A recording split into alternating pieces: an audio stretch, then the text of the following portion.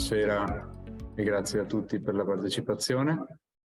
Questo webinar informativo sulla tematica delle terre e rocce da scavo promosso da Confartigianato Imprese Veneto in collaborazione con le 7 associazioni territoriali. Ringrazio con l'occasione anche i colleghi dei territori che sono collegati e tutti i partecipanti.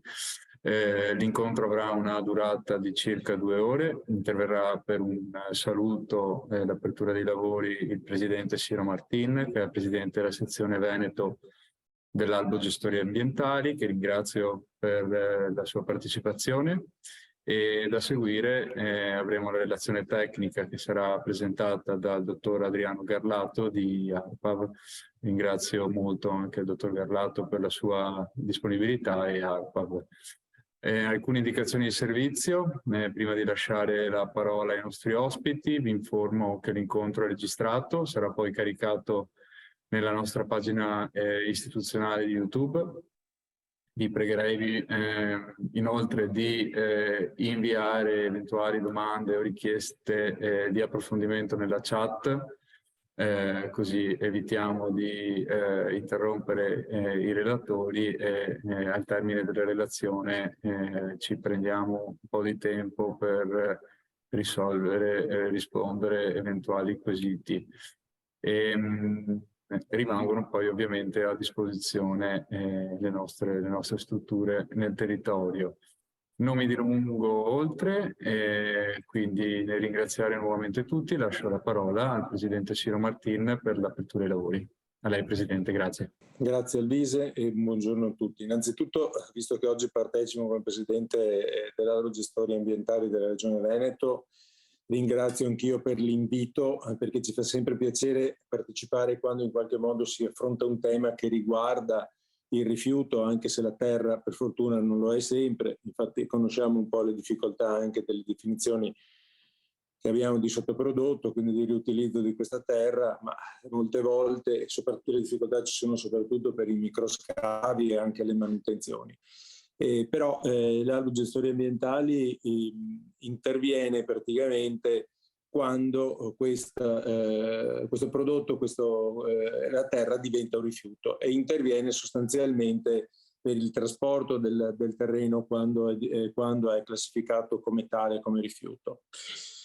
Perché chiunque trasporta rifiuti, fra i quali la terra, ovviamente quando è tale deve essere iscritto alla sezione regionale di competenza, quindi per le imprese che hanno sede nel Veneto, a quella del Veneto, che come sapranno chi ci ascolta ha sede, diciamo così, fisica nella Camera di Commercio capoluogo di regione, come avviene in tutte le altre regioni d'Italia, e tranne ovviamente le 2 province autonome di Trento e Bolzano, che hanno sede nelle loro Camere di Commercio di carattere provinciale.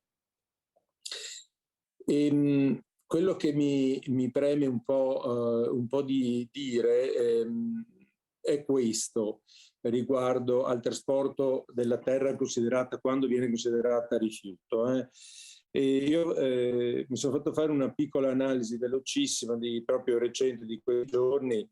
Noi ho voluto tirare fuori un codice Ateco, il 4312, che è sostanzialmente le imprese che fanno preparazione dei cantieri, sistemazione del terreno, quelle che in teoria dovrebbero fare un po' le operazioni anche di scavo e quindi trovarsi a che fare con questo prodotto, no? o con questo rifiuto a seconda.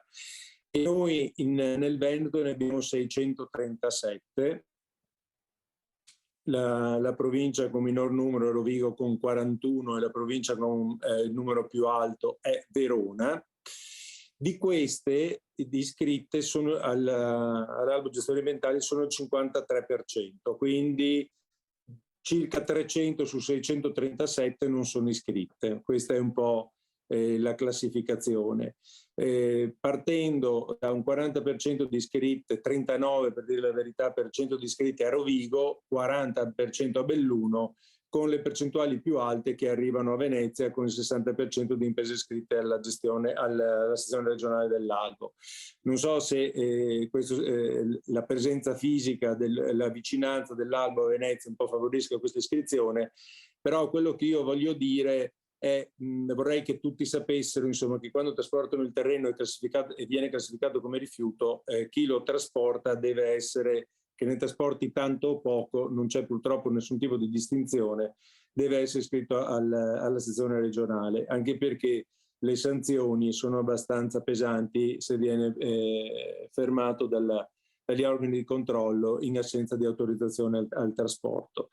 Mi amplio un po' nel discorso, qui abbiamo, e quindi non è neanche male se devo dire il 53% di iscritte, perché se io mi allargo nella regione Veneto a tutte le imprese che si occupano in qualche modo del mondo delle costruzioni, che sono circa 68.000 imprese, quasi 70.000, di iscritte totalmente alla sezione regionale non arriviamo neanche a 15.000, quindi solo il 22% sono iscritte. Quindi questo settore del movimento della terra, chiamiamolo così, è anche abbastanza attento, oppure le altre sono disattente, però il tema è sempre lo stesso.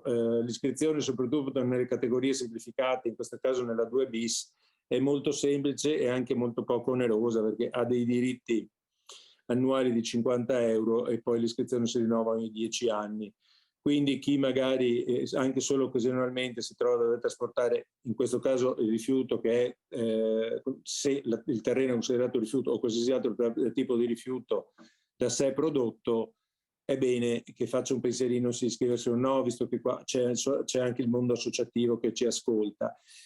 Chiudo dando un po' 2 dati, perché ovviamente chi è collegato oggi, visto che il 53% di spese sono iscritte, molte conoscerà bene l'albo, voglio ricordare che per quanto riguarda la vidimazione virtuale dei formulari, ormai siamo arrivati a 5 milioni di vidimazioni, quindi stiamo raggiungendo risultati veramente molto elevati, siamo ormai a 1/3 quasi di tutte le movimentazioni dei formulari che prima venivano cartacei, quindi si spingerà sempre di più. Stiamo lavorando sulla dematerializzazione di tutti i provvedimenti amministrativi in modo tale che uno col QR code alle forze di polizia faccia vedere la propria autorizzazione senza dover averla nel cruscotto cartacea, come documento cartaceo, e da giugno di quest'anno dovremmo essere già pronti. E ovviamente questo significa che ci avviciniamo sempre più anche all'avvio del reentry.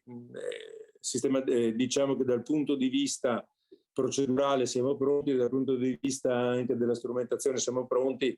Esco proprio un'ora fa da un consiglio, da un CDA di Ecocerved, quindi la procedura è sostanzialmente pronta, manca solo che il Ministero dica partiamo. Quindi queste sono un po' le evoluzioni che stiamo avendo anche così negli ultimi periodi, dove si va verso una digitalizzazione spinta e un tracciamento, diciamo così, digitale ben formulato anche del rifiuto. Io vi ringrazio ancora, rinnovo l'invito di verificare bene quando si trasporta il rifiuto se si è autorizzati o meno, e per quanto riguarda un po' la normativa sulla terra, credo che il dottor Garlato, che saluto anche, sia molto più competente di me e vi possa chiaramente spiegare quello che sta accadendo, quello che dovrà anche accadere in futuro, perché ovviamente con i microcantieri, con le opere del PNRR, questo è un tema che riscontra sempre maggiore interesse per le imprese e anche per lo sviluppo del Paese. Grazie ancora e restituisco la parola ad Alvise. Grazie mille Presidente. Io a mia volta rilancio subito sul dottor Garlato e chiedo a lui di proseguire con la sua relazione tecnica, e ringrazio di nuovo il Presidente Martin per l'introduzione e l'apertura lavori. Benissimo, allora rinnovo i saluti, buonasera a tutti. Io sono Adriano Garlato, sono un tecnico dell'Agenzia regionale per la protezione dell'ambiente e lavoro appunto nell'unità organizzativa qualità del suolo. È un'unità che si occupa di suolo a 360 gradi e tra le altre cose anche terre e rocce da scavo. La presentazione di oggi sostanzialmente avrà questi argomenti. Allora, cercheremo di parlare il meno possibile del DPR 120, nel senso che parlare il meno possibile degli aspetti normativi, ma l'applicazione, vorrei incentrare la presentazione nell'applicazione del DPR nella redazione delle dichiarazioni, cosa chiede il DPR per la caratterizzazione delle terre. Insomma, vorrei cercare di fare una presentazione il più pratica possibile. Parleremo anche delle linee guida che sono state emanate nel 2019, che possono fornire un ottimo aiuto nei casi dubbi. Accenneremo velocemente alla normale pratica industriale il trattamento a calce, vedremo soprattutto il portale e vedendo il portale regionale cercheremo di capire quali sono un po' le criticità dell'inserimento delle pratiche, ma vedremo anche appunto alcuni aspetti della normativa relativa alle varie parti del portale. Poi parleremo un po' di campionamento, di come appunto accertare la qualità ambientale delle terre, un veloce accenno ai valori di fondo, documenti di trasporto, che è un aspetto spesso critico, e un'ultima parte dove andiamo a vedere quali sono i rischi che corre chi non segue la procedura prevista appunto dal DPR 120 e le sanzioni che sono previste. Allora, qui abbiamo alcuni riferimenti. Abbiamo un numero di telefono che è dedicato alle terre rocce da scavo. È un numero per il quale abbiamo previsto una turnazione settimanale. Ci sono diversi tecnici, non solo io, che rispondono al telefono. Diciamo, in orario di lavoro è sempre raggiungibile e qualunque tecnico vi risponda è in grado di darvi appunto risposta a qualunque problema abbiate per quanto riguarda appunto portale, dichiarazioni, dubbi, eccetera. C'è una mail, in questo caso la mail di servizio ssu@arpa.veneto.it, è una mail che è riportata anche nel portale. Anche a questa noi la verifichiamo quotidianamente e cerchiamo di dare risposta il prima possibile. L'indirizzo PEC, che immagino che comunque conosciate bene, e il portale regionale, lo vedremo in dettaglio durante la presentazione di oggi, e vi ricordo anche la pagina dedicata alle terre rocce da scavo nel sito di ARPA, perché abbiamo cercato di inserire all'interno di questa pagina tutta una serie di informazioni pratiche per chi si approccia appunto al tema delle terre rocce da scavo, e c'è anche una sezione, una FAQ, appunto una serie di domande con risposte, dove cerchiamo di dare risposta ad alcuni dei quesiti più comuni che ci sono stati rivolti. Un'altra diciamo introduzione, questo è un indicatore che noi produciamo aggiornato il 2021, dal 2021 abbiamo deciso di aggiornarlo ogni 2 anni, ci dà l'idea di quello che sono a sinistra il numero di pratiche che ci arrivano ogni anno. Siamo intorno alle 3.000 dichiarazioni. E in questo indicatore non ci sono le autocertificazioni, che sono in numero sostanzialmente confrontabile, cioè ci sono circa 3.000 dichiarazioni di utilizzo. Qui sono dichiarazioni di utilizzo, non includono le modifiche, e altrettante autocertificazioni di completo di utilizzo in sito. Di che volumi parliamo? Parliamo intorno ai 5-6 milioni di metri cubi ogni anno movimentati in Veneto. Quindi una mole veramente importante di materiale.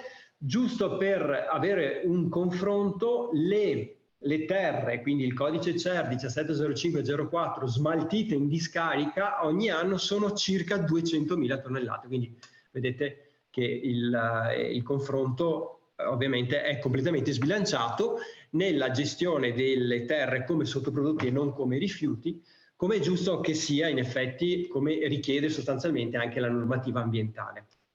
L'ultima cosa che volevo farvi vedere sono le dichiarazioni che noi abbiamo ricevuto nel 2021 suddivise per province. Vedete subito che ci sono delle situazioni particolari, direi. I numeri molto bassi che noi riceviamo sia per la provincia di Rovigo sia per la provincia di Venezia. Indubbiamente la provincia di Rovigo è una provincia che ha una densità di popolazione più bassa, una densità anche di industrializzazione più bassa, quindi è normale ricevere un numero di dichiarazioni inferiori, ma non certo questi numeri che sono estremamente bassi. Quindi c'è qualcosa ancora che secondo noi rimangono ancora delle movimentazioni di terre che procedono senza la predisposizione della dichiarazione che prevede la norma. Vedremo poi alla fine cosa incorre chi non segue appunto le indicazioni del DPR 120, e questo è un aspetto insomma che da approfondire. Allora, prima di partire vi vorrei anche dire cosa dovrebbe succedere a breve.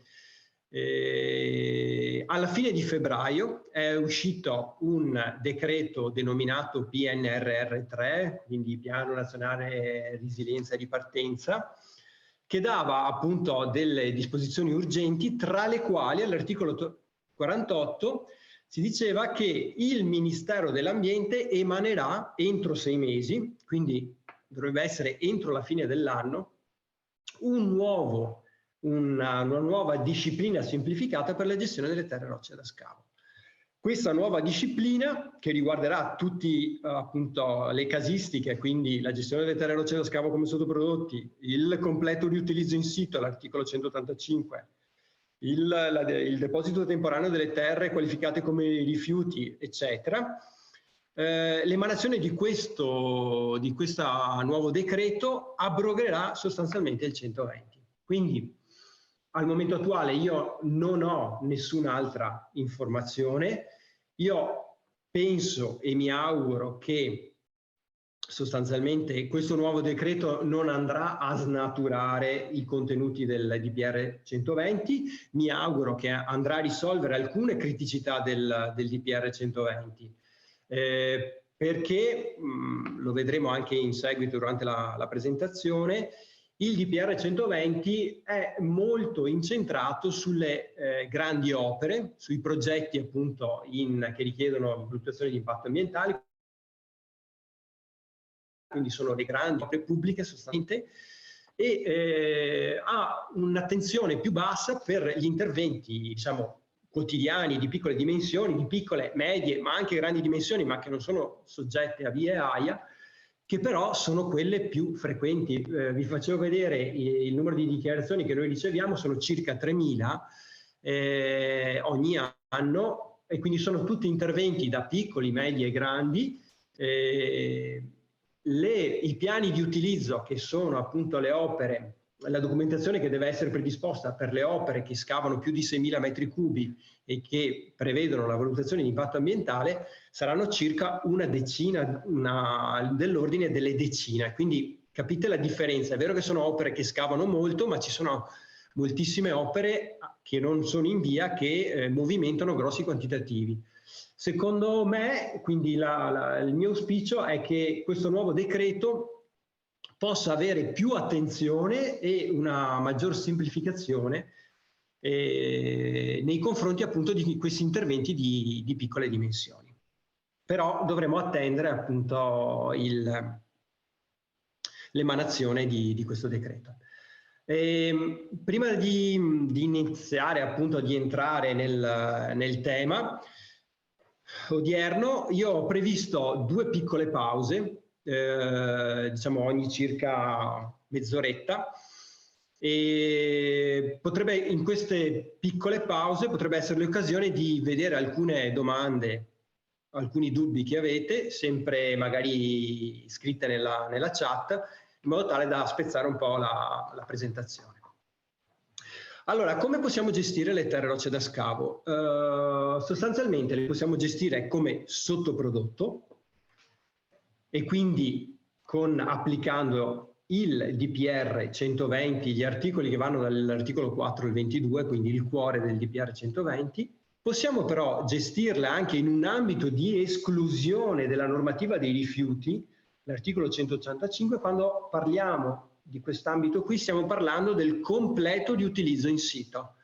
Il completo di utilizzo in sito sostanzialmente non è normato dal DPR 120, c'è solo un rapido accenno, ma dipende appunto dalla normativa del testo unico ambientale, ma lo vedremo in maniera più approfondita in seguito.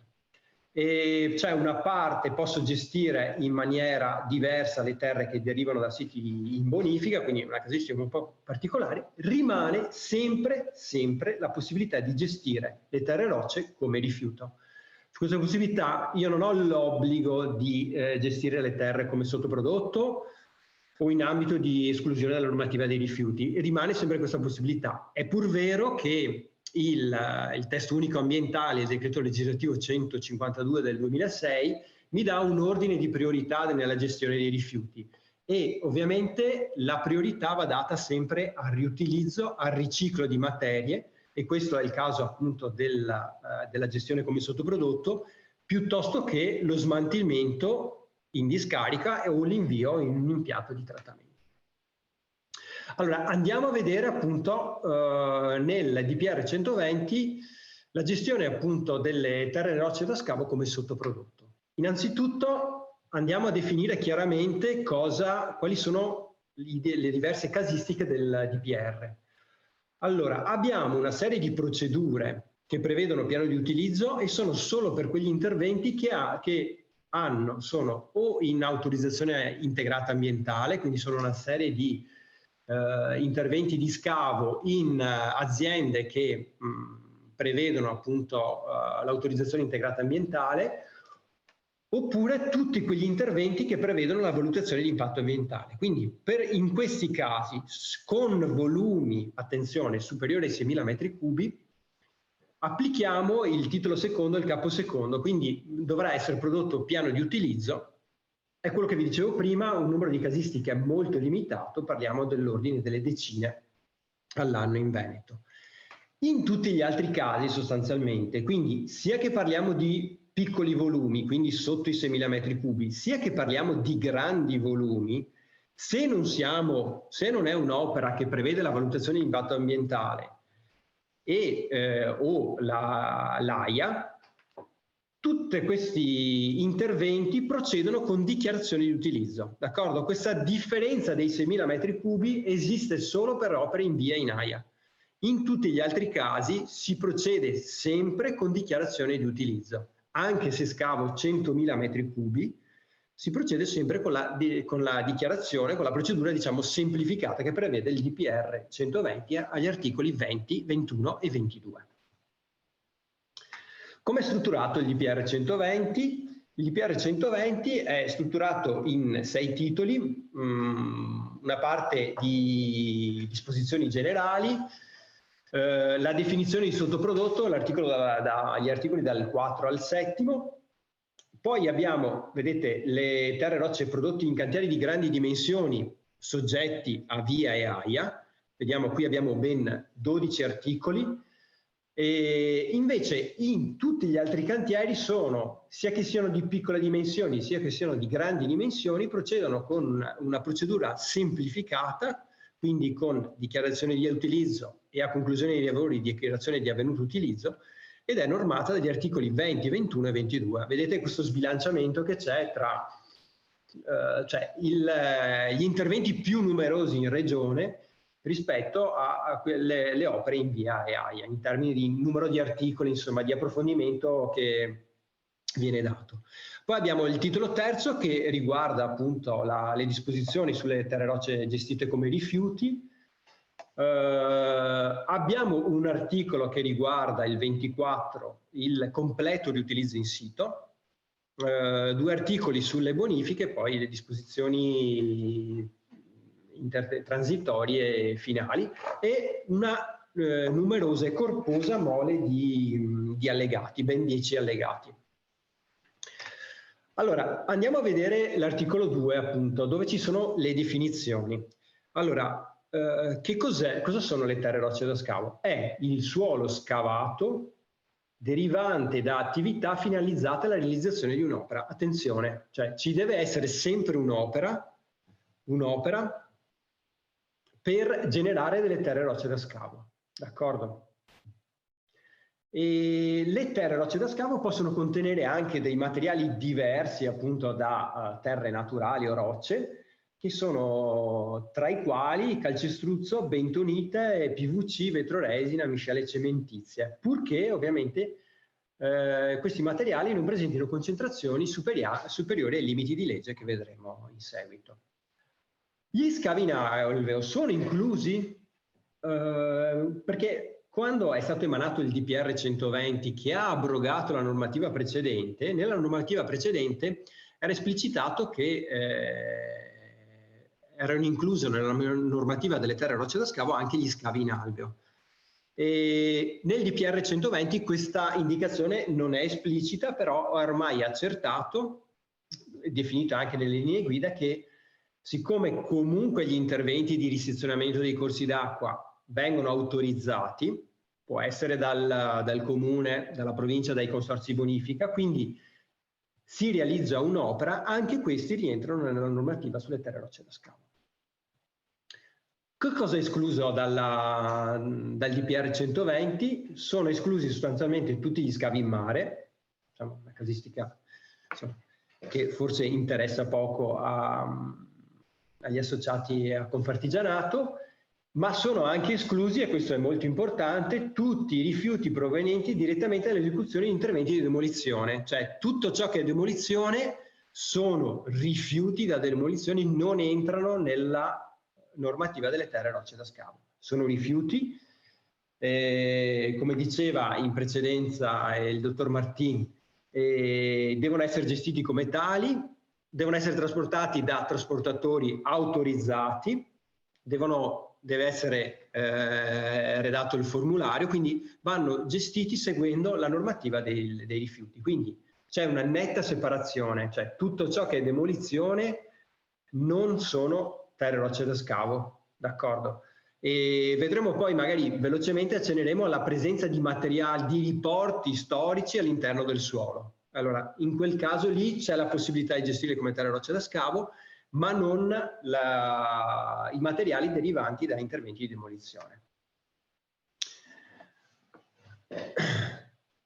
Una precisazione: non c'è mai la possibilità, perché spesso mi chiedono, ma io demolisco, posso usare questi materiali di demolizione come sottofondo? No, no, nel senso che questa possibilità c'è, ma deve essere autorizzato un impianto mobile in sito, realizzato da una ditta che è autorizzata. Quindi non c'è mai questo problema.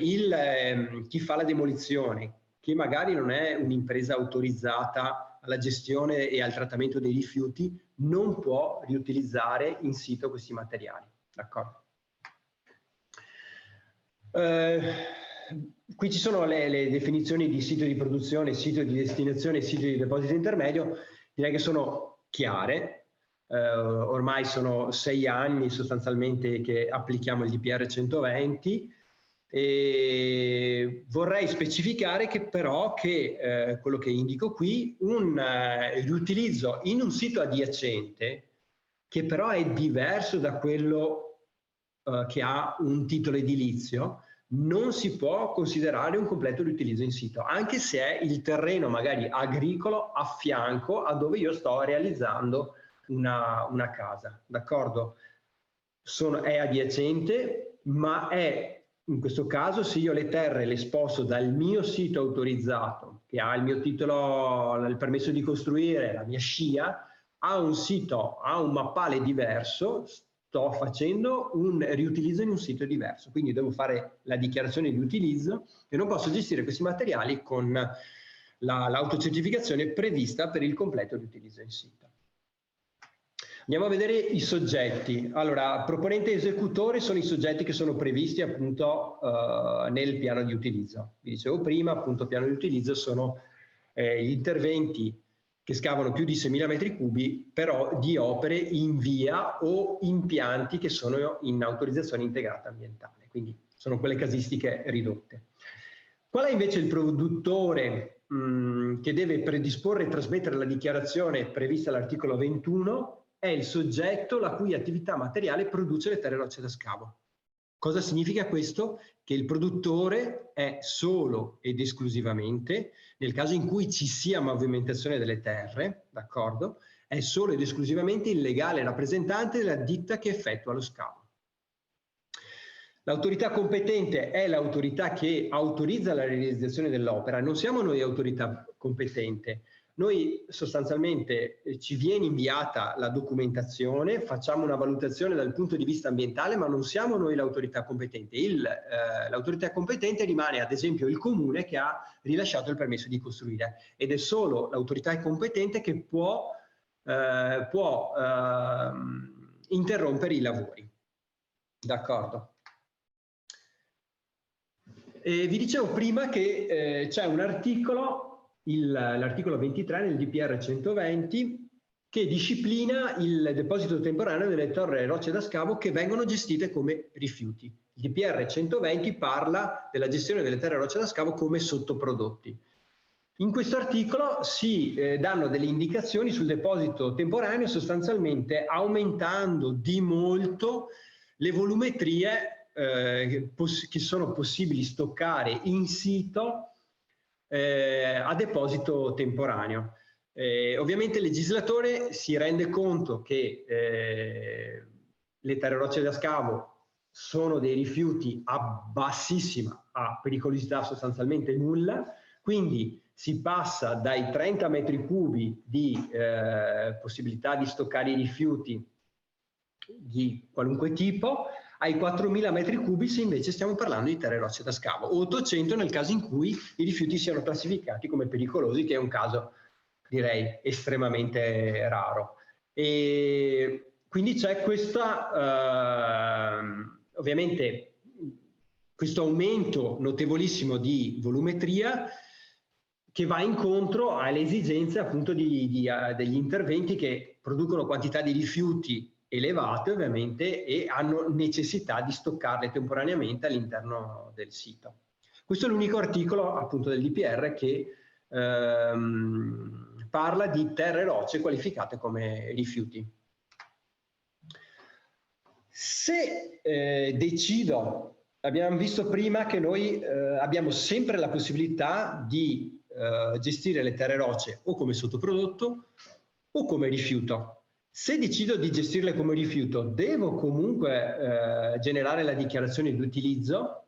No, no. Quindi se decido di gestire tutti i miei rifiuti come, tutte le mie terre come rifiuto, devo chiamare una ditta autorizzata al trasporto, la ditta mi rilascerà formulario, devo conservare il formulario.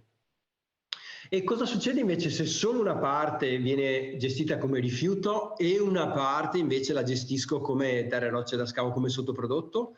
Allora in quel caso lì devo fare la dichiarazione, ma solamente per la parte che viene gestita come sottoprodotto. Cioè, mentre per la parte gestita come rifiuto la tracciabilità è garantita dal formulario, mentre per la parte come sottoprodotto la tracciabilità sarà garantita dalla dichiarazione di utilizzo. Quindi separo. Il caso classico è: trovo dei superamenti in una zona limitata del mio cantiere, quella parte lì la gestirò come rifiuto, quindi con formulario, ditta autorizzata. La restante superficie che invece non ha problemi posso gestirla comunque come sottoprodotto e quindi farò dichiarazioni di utilizzo e di seguito. Allora, quali criteri devono avere le terre rocce da scavo? Allora, innanzitutto devono essere generate dalla realizzazione di un'opera, come vi dicevo in precedenza, come è specificato anche nelle definizioni all'articolo 2. Il loro utilizzo è conforme appunto o al piano di utilizzo alla dichiarazione, cioè io le dovrò utilizzare dove? O per reinterri, riempimenti, insomma in un utilizzo al suolo, oppure in processi produttivi in sostituzione di materiali a cava. Questo riutilizzo che io faccio deve essere noto prima, nel momento in cui io predispongo la dichiarazione di utilizzo. Io non posso non indicare qual è il destino finale delle terre rocce da scavo. Potrò modificarlo nel corso del tempo, ma nel momento in cui io faccio la dichiarazione devo indicare un sito uno o più siti di destino o riutilizzi in processi produttivi. Allora le terre rocce, poi il terzo requisito, devono essere idonee sostanzialmente ad essere usate direttamente senza nessun trattamento diverso dalla normale pratica industriale, vedremo poi cosa significa, e devono soddisfare dei requisiti di qualità ambientale, vuol dire che non devono creare, scusatemi, non devono compromettere appunto l'ambiente nei siti dove vengono riutilizzate, e appunto soddisfare i requisiti di qualità ambientale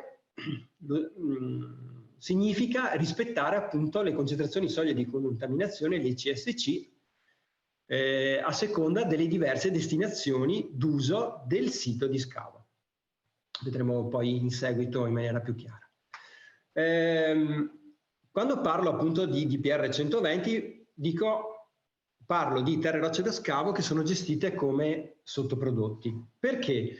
Perché se voi andate a vedere la normativa e l'articolo 184 bis del testo unico ambientale che parla di sottoprodotti, vedete che un sottoprodotto è una tipologia particolare di rifiuto, sostanzialmente è normato sempre dalla normativa dei rifiuti, è una tipologia particolare.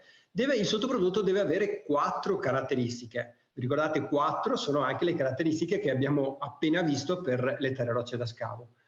Quali sono? La sostanza o l'oggetto è originato da un processo di produzione. Per le terre e rocce da scavo abbiamo la realizzazione dell'opera. È certo l'utilizzo. Le terre e rocce da scavo dobbiamo dire prima di riutilizzarle dove le manderemo, sostanzialmente, quale sarà il loro utilizzo.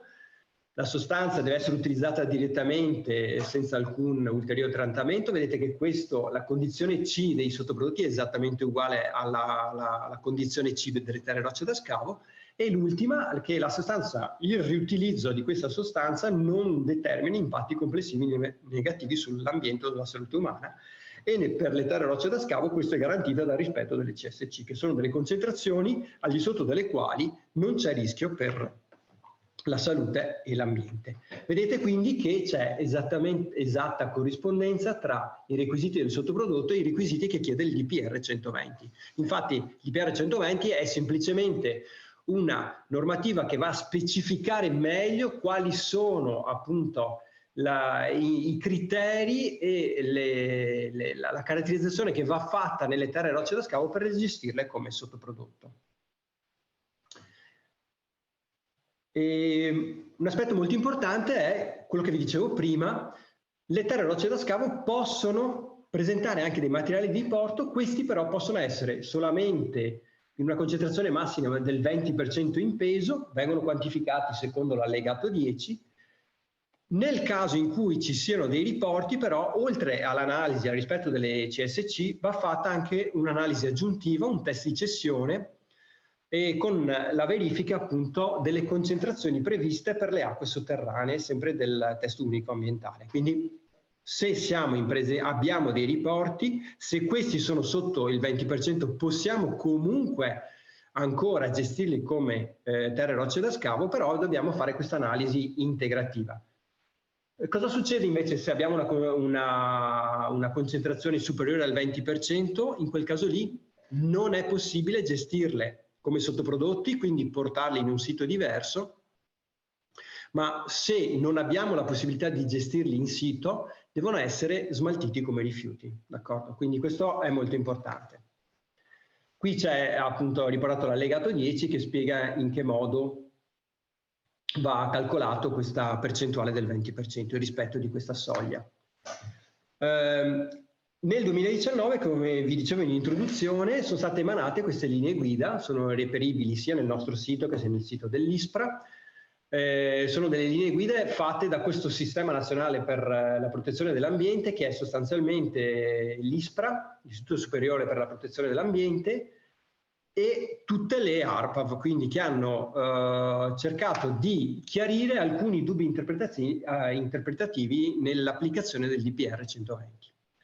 Alcuni capitoli importanti, per esempio il 3, i requisiti di qualità ambientale, che spiega come andare a caratterizzare questi materiali, vedremo qualcosa anche durante la presentazione. C'è un capitolo dedicato al trattamento a calce, ai riporti, come vi dicevo appunto in precedenza. Il tema dei riporti è un tema molto complesso, non ne parleremo in questa giornata, però se avete bisogno di chiarimenti avete i numeri, insomma, e ci potete scrivere o contattare telefonicamente. C'è una parte dedicata ai documenti di trasporto, questo invece è molto importante perché ovviamente viene applicata quotidianamente. Ritorniamo a questo schema, come possiamo gestire le terre rocce da scavo. Abbiamo visto come possono essere, e lo vedremo anche in seguito, continueremo a parlarne come sottoprodotto, ma esiste anche la possibilità di essere in un ambito di esclusione, cioè io non applico la normativa dei rifiuti. Il sottoprodotto, come vi dicevo prima, invece è comunque una tipologia particolare di rifiuto, normata appunto dalla parte quarta, che è la parte del testo unico ambientale che si occupa di rifiuto. L'articolo 185 prevede invece degli ambiti di esclusione, cioè in alcune casistiche particolari non si applica la normativa sui rifiuti. Qual è questa casistica? Il comma 1 alla lettera C, il suolo non contaminato allo stato naturale, scavato nel corso di attività di costruzione e riutilizzato nello stesso sito, non rientra nella normativa dei rifiuti. Quindi si applica un regime semplificato. Quindi di cosa stiamo parlando? Stiamo parlando di suolo non contaminato, quindi io devo comunque accertare la non contaminazione e devo completamente riutilizzarlo nello stesso sito. Ovviamente nell'articolo 185 ha anche un altro comma che riguarda gli ambiti di esclusione, ma sono i sedimenti spostati nei corsi d'acqua superficiali, diciamo, tralascerei di trattarlo. Sappiate che comunque se dovete scavare lungo dei corsi d'acqua c'è anche un altro comma che riguarda degli ambiti di esclusione. Come vi dicevo prima, il DPR 120 parla di sottoprodotti, cioè la gran parte degli articoli, ad eccezione del 23 che parla del deposito temporaneo delle terre gestite come rifiuto, riguarda appunto la gestione delle terre rocce come sottoprodotto. C'è un unico articolo che è il 24 che riguarda appunto il completo riutilizzo in sito, quindi stiamo parlando dell'articolo che vedevamo prima, il 185, ambiti di esclusione normativa dei rifiuti, che dice sostanzialmente che la non contaminazione è verificata ai sensi dell'allegato 4 del presente regolamento. Che cos'è l'allegato 4? L'allegato 4 sostanzialmente mi dice quali parametri devo analizzare per verificare la non contaminazione delle terre rocce da scavo. Questo articolo quindi è abbastanza esplicito nel dire che anche se io faccio un completo riutilizzo in sito, la non contaminazione la devo verificare con un'analisi. D'accordo? Questo articolo va sostanzialmente ad abrogare quella circolare regionale del 2014 che diceva che per interventi di modeste dimensioni, vedete queste parti evidenziate, appare ragionevole ritenere esaustiva la presentazione da parte del proponente o del progettista dell'autocertificazione supportata da oggettivi elementi di conoscenza. In sostanza, questa circolare regionale, che è del 2014, quindi antecedente all'emanazione del DPR 120, diceva che negli interventi di piccole dimensioni, non dando una soglia, quindi non è chiaro, di certo non sono i 6.000 metri cubi di cui parla il DPR 120. Modeste dimensioni noi le abbiamo sempre considerato nell'ordine dei 100-200 metri cubi, quindi interventi veramente molto piccoli. Poteva essere possibile dichiarare la non contaminazione senza l'esecuzione di analisi. Ecco, il DPR sostanzialmente 120 dice che non è così sostanzialmente. La non contaminazione è verificata ai sensi dell'allegato 4, quindi anche nel caso del completo riutilizzo in sito io devo fare delle analisi. Indipendentemente, purtroppo questo è uno dei grossi problemi del DPR 120, indipendentemente dalle volumetrie che io scavo e movimento. Scavo 10 metri cubi, in teoria io dovrei effettuare le analisi anche se li riutilizzo completamente in sito. Questo è quello che dice la normativa. Quindi si spera che in questo nuovo decreto che verrà emanato entro la fine dell'anno possono essere introdotte delle soglie minime. Lo stesso vale per la movimentazione. Io movimento 10 metri cubi, io devo comunque fare delle analisi. E questo è un grosso limite, perché ovviamente l'analisi ha un costo, è necessario anche attendere dei tempi più lunghi rispetto a non eseguire le analisi, e quindi comporta dei problemi.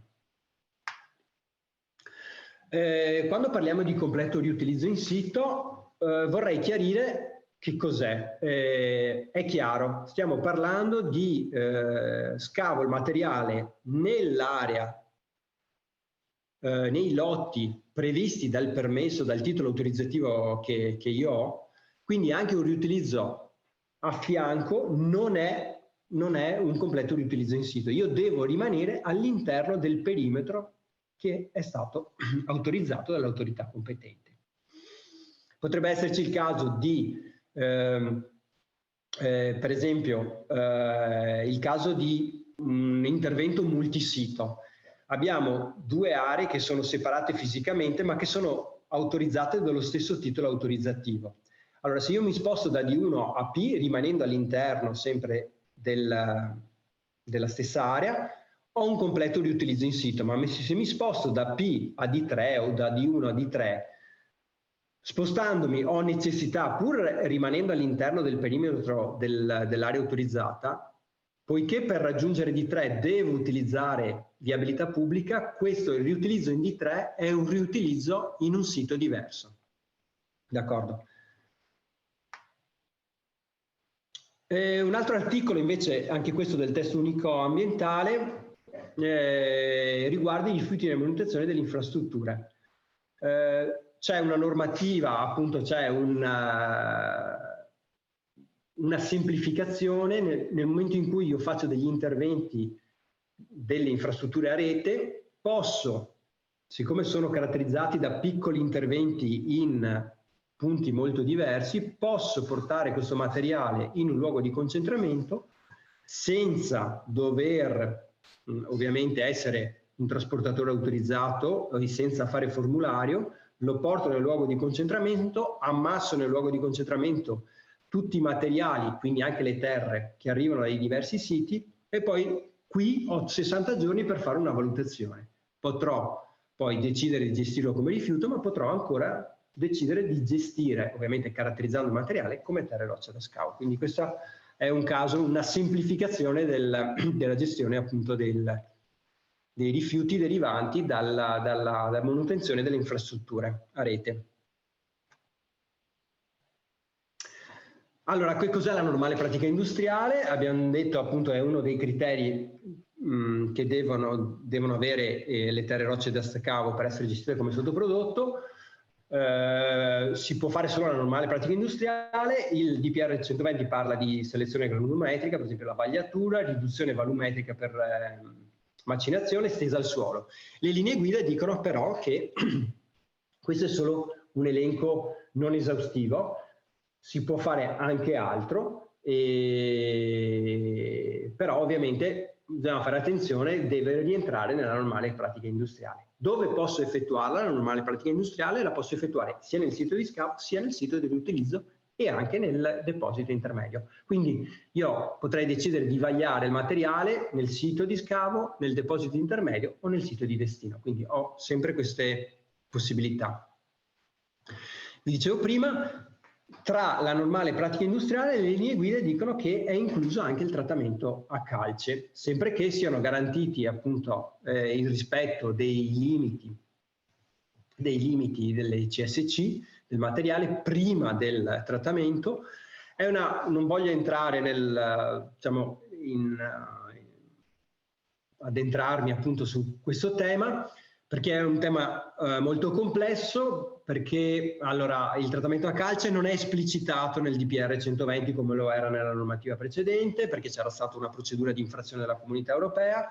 Le linee guida però hanno sostanzialmente chiarito in quale ambito si può fare il trattamento a calce. Purtroppo l'anno scorso c'è stata una sentenza del Consiglio di Stato su un tema che riguardava solo marginalmente le terre e rocce da scavo, era più che altro una disputa su dei problemi di natura contrattuale, che però ha ribadito che la stabilizzazione a calce e cemento non rientra tra le normali pratiche industriali perché non è espressamente citata nel DPR 120. Insomma, che va contro quello che è stato ribadito nelle linee guida. Quindi siamo in una situazione un po' di stallo. Allora, io qui farei una micropausa. Se c'è qualche domanda sugli argomenti trattati, se no, continuerei. Intanto, grazie mille Adriano. È arrivata una domanda in chat che ti vado a leggere, che secondo me siamo già in grado di dare una risposta.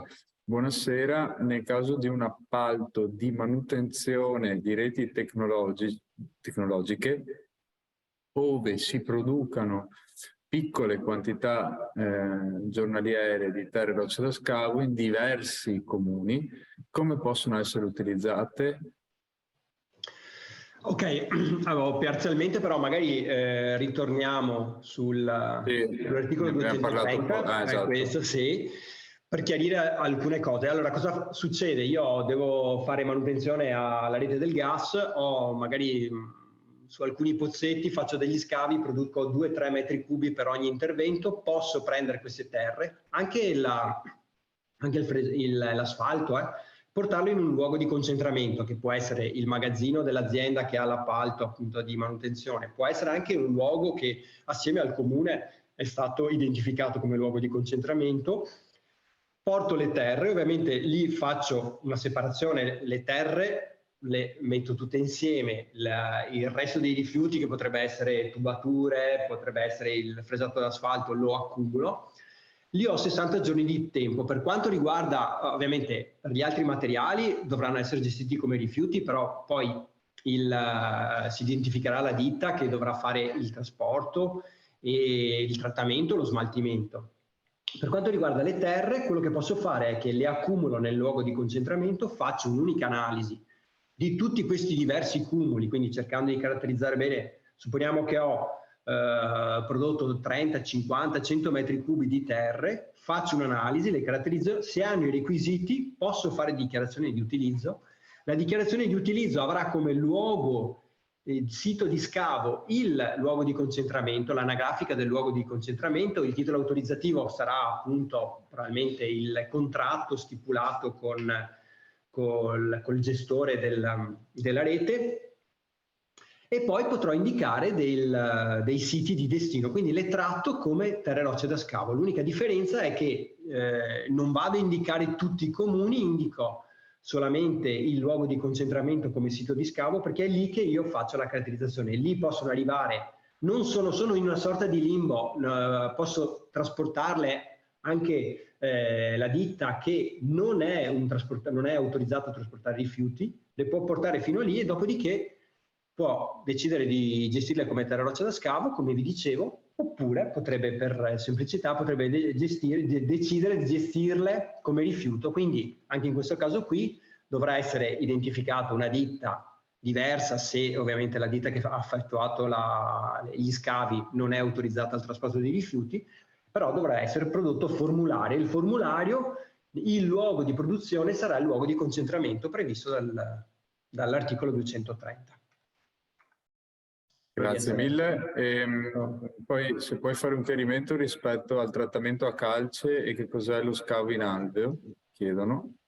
Beh, lo scavo in alveo è veloce, per esempio se bisogna fare dei risezionamenti di corsi d'acqua, sono attività in genere che i consorzi di bonifica fanno molto frequentemente, molte volte lo fanno con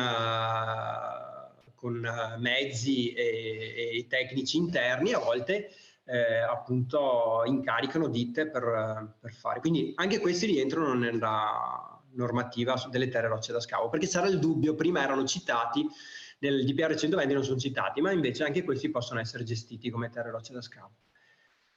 Sul trattamento a calce io Esatto. non vorrei entrare troppo in merito, perché è sostanzialmente, allora, in Italia, quello che voglio aggiungere rispetto a quanto detto è che in Italia le sentenze non fanno giurisprudenza.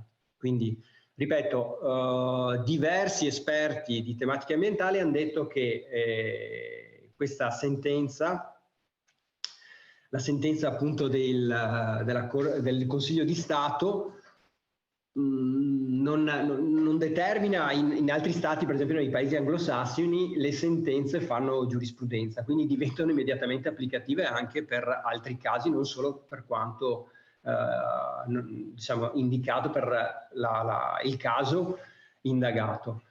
Nel nostro caso non è così, la nostra posizione, ed è la stessa di molte altre ARPA, è quella che noi ribadiamo quanto indicato nelle linee guida, cioè il trattamento a calce si può fare anche negli interventi che non hanno vie AIA. L'importante è che il trattamento a calce, questo non ve l'ho detto, cosa dicono le linee guida? Il trattamento a calce deve essere autorizzato e quindi già presentato nel progetto che viene autorizzato dall'autorità competente, d'accordo? Quindi non è che decido di applicarlo in seguito. Se decido così, devo chiedere una modifica appunto del titolo autorizzativo, includendo il trattamento a calce, con tutta una serie di indicazioni sul rispetto appunto della tutela dell'ambiente.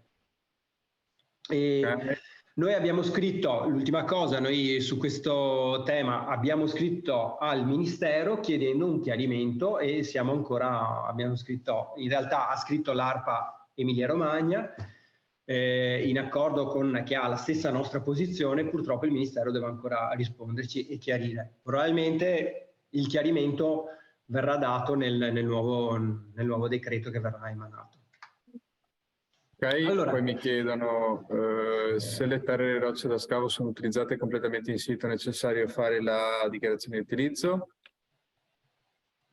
No, va fatta l'autocertificazione, Okay. lo vediamo in seguito. Ovviamente va fatta l'autocertificazione che era contenuta in quella circolare della Regione del 2014. Okay. Il portale comunque genera anche l'autocertificazione, genera sia la dichiarazione di utilizzo, adesso lo vediamo. Quindi... Ok, perfetto. Se metto le terre e rocce da scavo nel luogo di concentramento, come creo questo luogo? Cioè lo devo denunciare? Devo avere un'autorizzazione? Penso sia riferito all'esempio che facevi prima. Sì, sì, beh, dovrebbe essere autorizzato dal comune, però penso che il comune sia anche lì.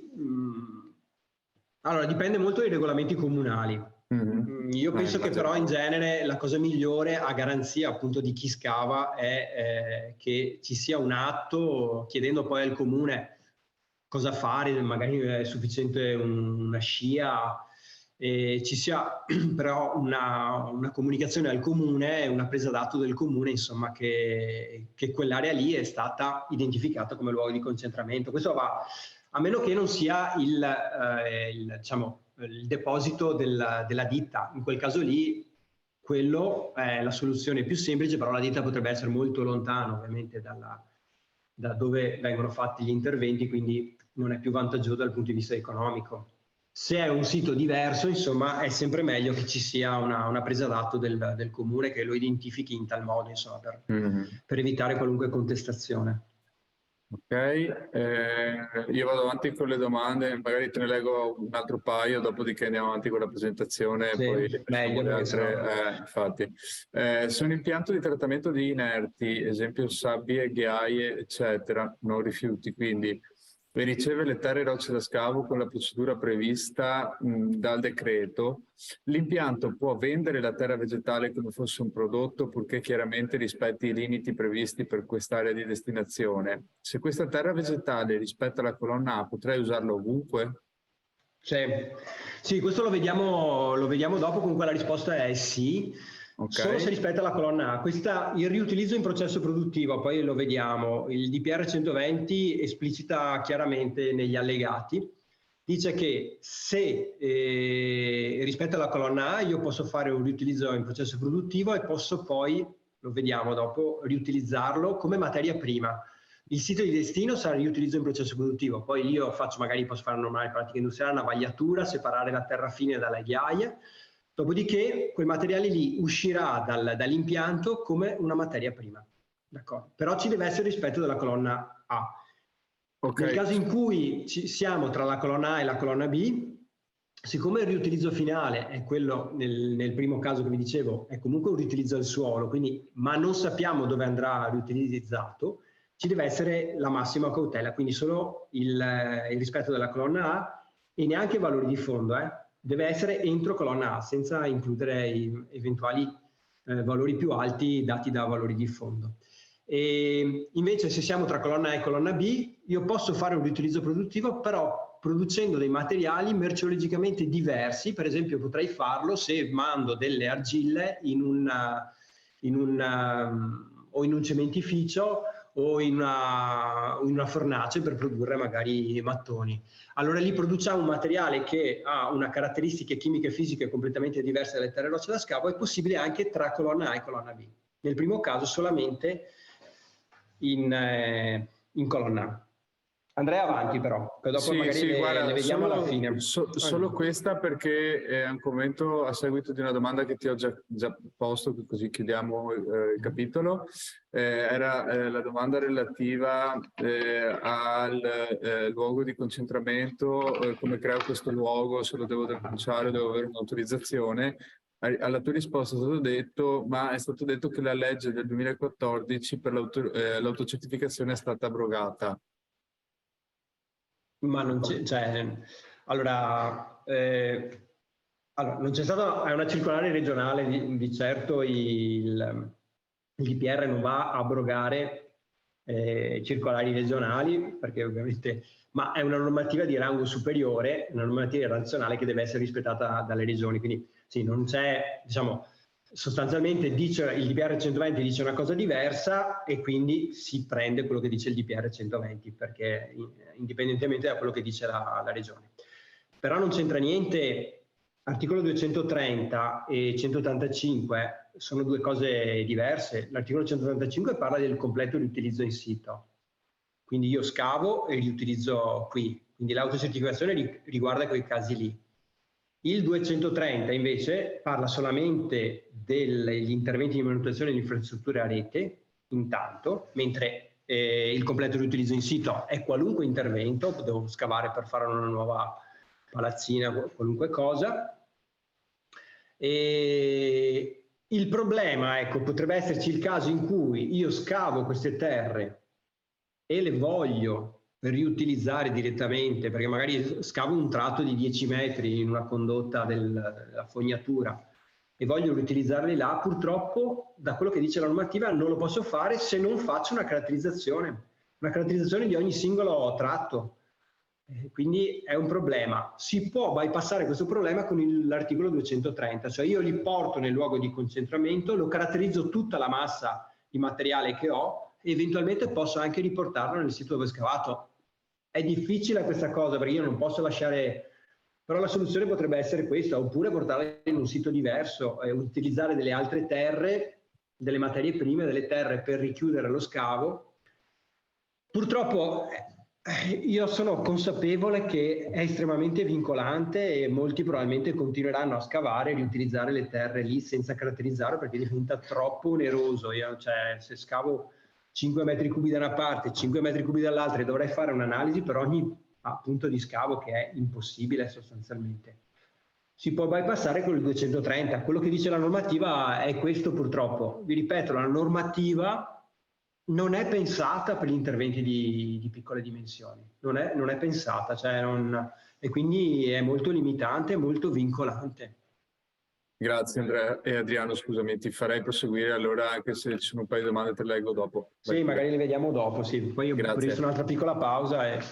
Okay. Allora, andiamo a vedere il portale regionale. Vedendo il portale, vediamo anche di approfondire alcuni temi che non ho esplicitato in precedenza. Allora, il portale, d'accordo, bisogna registrarsi e poi accedere. io penso che, devo dire la verità, c'è stato un utilizzo massivo. Riceviamo veramente pochissime dichiarazioni con il cartaceo, l'ordine di qualche decina all'anno, quindi veramente tutti usano l'applicativo, perché secondo me nel momento in cui io faccio tante pratiche di terra rossa da scavo, l'applicativo è effettivamente una procedura semplificata, riesco a vedere quali ho le pratiche aperte, quali non ho chiuso, posso fare le modifiche molto velocemente recuperando tutti i dati che avevo già inserito. La prima cosa che voglio specificare, noi cliccando sui punti di prelievo potremo andare a vedere tutte le pratiche inserite da altri produttori, però non è possibile utilizzare analisi fatte nelle vicinanze neanche nel caso di completo riutilizzo in sito, perché non garantiscono la non contaminazione dell'area di scavo, perché io potrei averle fatte anche a 5 metri di distanza, ma se poi io scavo in un sito dove magari c'è stato uno sversamento, non mi garantisce che quell'analisi lì fatta da un altro utente, quindi non si possono usare. E ovviamente questo è lo spazio, cliccando appunto gestione pratiche si apre il vostro spazio personale, c'è la possibilità di creare una nuova pratica, sotto avete invece le pratiche che avete generato, che lo vediamo in seguito. Un aspetto molto importante è quando abbiamo una pratica in sospeso, noi possiamo interrompere la redazione di una pratica in una determinata fase, magari alla seconda, terza schermata, perché mi mancano dei dati, perché non ho ancora chiaro quali siano i siti di destino.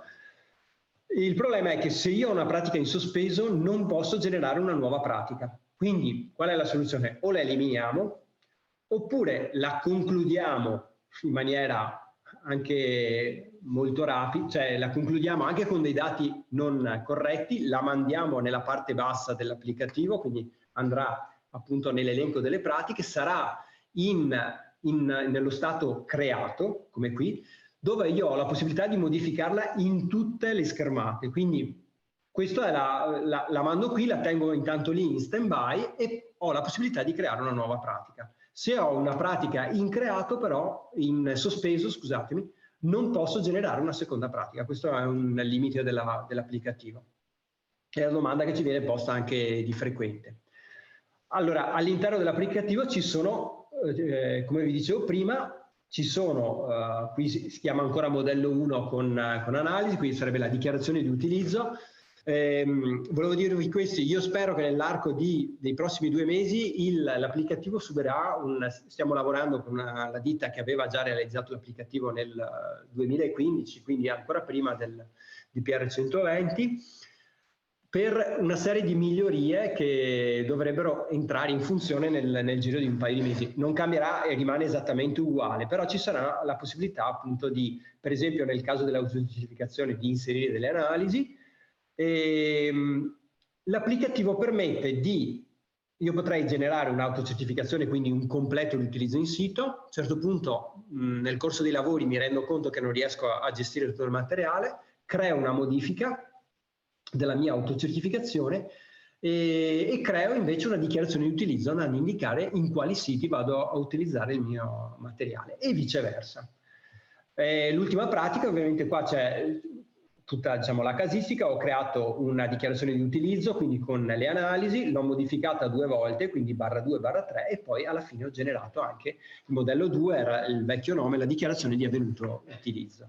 Quindi tutta una serie di tasti che insomma conoscete bene. Posso eliminare la pratica quando è in creato, posso lavorare, la posso validare, posso andare a vedere la dichiarazione, il PDF, che poi io dovrò firmare e inviare. Per eliminare una pratica, se siamo allo stato creato abbiamo la X, se l'abbiamo già confermata, quindi l'abbiamo validata con la spunta, dovete o mandarci una mail o chiamarci, noi vi riportiamo la pratica in creato e voi potete eliminarla, oppure possiamo eliminarla noi, insomma. Comunque dovete contattarci. E nella schermata 1 abbiamo i dati del proponente. E per quanto riguarda i recapiti e la PEC, possono essere anche del tecnico che ha redatto la dichiarazione, anzi è la cosa consigliata. Se non le fate voi internamente, se vi affidate a un tecnico, è meglio che il numero la pratica fatta e eventuali criticità. prima sostanzialmente. Se c'è movimentazione delle terre, quindi andiamo a scavare le terre e le riutilizziamo in un sito diverso, il proponente può essere solo il regale rappresentante della ditta che effettua lo scavo. Nel caso in cui invece noi scaviamo le terre e le utilizziamo completamente in sito, solamente in questo caso qui, quindi quando generiamo l'autocertificazione, articolo 185 completo di utilizzo in sito, la dichiarazione può essere redatta anche dal proprietario e dal direttore lavori. Il problema però è che se a un certo punto io dovessi, mi rendo conto, come vi dicevo prima, di non riuscire a gestire tutte le terre in sito e dovrei quindi generare la dichiarazione di utilizzo, io non sono in grado di cambiare i dati del proponente, perché la schermata 1 e parte della schermata 2 che riguarda l'opera, nel momento in cui io confermo la pratica vengono bloccate, perché se cambia il proponente o se cambia l'opera sostanzialmente stiamo parlando di qualcosa di diverso e quindi deve essere fatta una nuova pratica.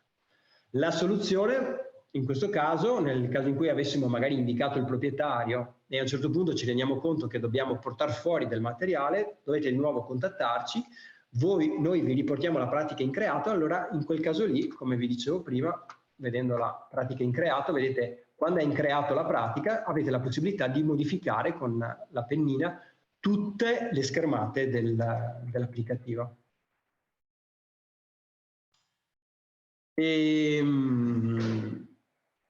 Questo ad esempio è il caso in cui c'è la necessità di cambiare il proponente. Un caso era quello, un altro caso è il subentro di un nuovo legale rappresentante. Ci sono varie possibilità o se siamo in corso d'opera, quindi abbiamo movimentato solamente una parte dei volumi, la cosa migliore sarebbe chiudere quella dichiarazione con il vecchio rappresentante legale, fare una modifica e indicare che dei 1000 metri cubi invece sono diventati 500, quei 500 li ho portati nel sito di destino, inviare la dichiarazione di avvenuto utilizzo e aprire una nuova pratica al nuovo legale rappresentante. In alternativa, come dicevo prima, possiamo riportare la pratica in creato e integrare i dati del legale rappresentante. Tenete conto che non c'è perdita di tracciabilità perché comunque rimane l'invio della PEC. Mi raccomando, questo non l'ho detto prima, compilazione dell'applicativo non significa invio ufficiale alle autorità competenti. Voi dovete compilare la pratica con applicativo, stamparla, firmarla manualmente o digitalmente e inviarla via PEC all'indirizzo appunto di ARPAV e del comune del sito di scavo. Nella schermata 2 ci sono appunto i dati del sito di scavo, è importante specificare chiaramente la tipologia dell'intervento, indicare il titolo abilitativo, la data di autorizzazione, la destinazione urbanistica. Nella nuova versione dell'applicativo ci sarà anche la destinazione agricola che qua era inserito nei limiti della colonna A, ma adesso c'è un decreto specifico per le aree agricole. Le date che compaiono qua, attenzione, non sono le date della movimentazione, ma le date dello scavo. Le date importanti sono quelle che voi andate a inserire nella schermata 4, che vedremo in seguito. Cosa devo fare se non ho titolo abilitativo? Per esempio, in tutti quegli interventi di edilizia libera, scriverò in titolo abilitativo non richiesto. La data di autorizzazione indicherò la data in cui compilo la dichiarazione, appunto da applicativo, autorizzato da, scriverete altro.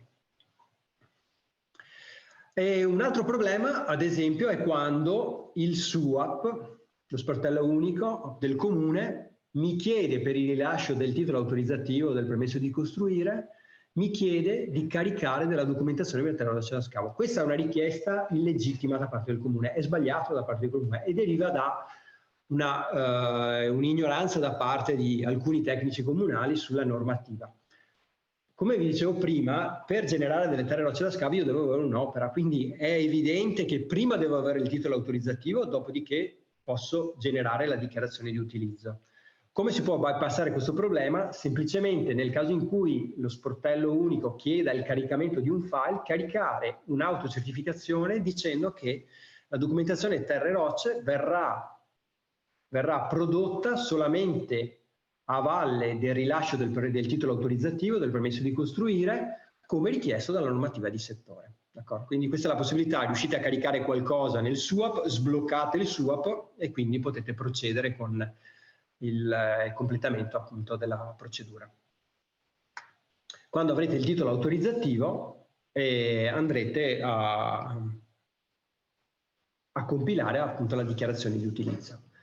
Nella schermata 3 abbiamo i volumi, ma oltre ai volumi, queste 3 schermate tenete conto che non compaiono nella dichiarazione stampata, perché non sono previste dall'allegato 6. Nella schermata 3 anche andiamo a specificare se riutilizziamo completamente in sito, ed è il primo caso, quindi andremo a generare l'autocertificazione, o se riutilizziamo anche parzialmente fuori sito. Nel caso in cui, nel caso in cui parte del materiale lo tengo in sito, parte del materiale lo porto fuori sito, devo fare anche autocertificazione? No, non è necessario, è sufficiente la dichiarazione di utilizzo. Perché c'è l'autocertificazione? È stata creata questa autocertificazione dalla circolare regionale, perché molti comuni si lamentavano che c'era un'attività di scavo nel loro territorio per la quale non avevano nessuna documentazione. Ma nel momento in cui anche solo una parte del materiale viene portata fuori sito, io devo produrre la dichiarazione, quindi è ridondante la creazione dell'autocertificazione. Quindi anche se scavo 1000, 500 li tengo in sito e 500 li porti fuori, devo produrre solo la dichiarazione di utilizzo. Andrò a specificare qui c'è la quantità di materiale da scavo totale, sarà 1000, dirò che fuori sito ne porto 500, è evidente che i 500 metri cubi che scavo ma che non porterò fuori verranno riutilizzati in sito. Esiste un volume minimo al di sotto del quale possono eseguire le analisi? Ve l'ho già detto prima. No, purtroppo no.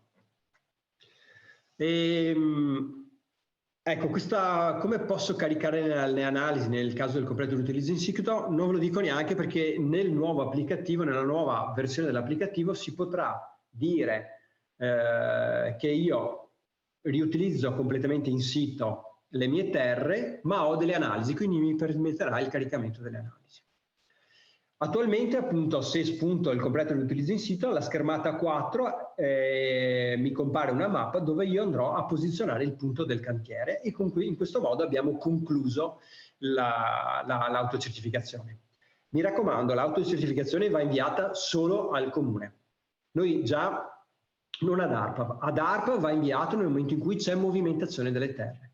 Questo perché sostanzialmente? Perché riceviamo circa 10.000 protocolli per le terre rocce da scavo, dichiarazioni, modifiche di dichiarazioni, di accreditazioni di venuto utilizzo.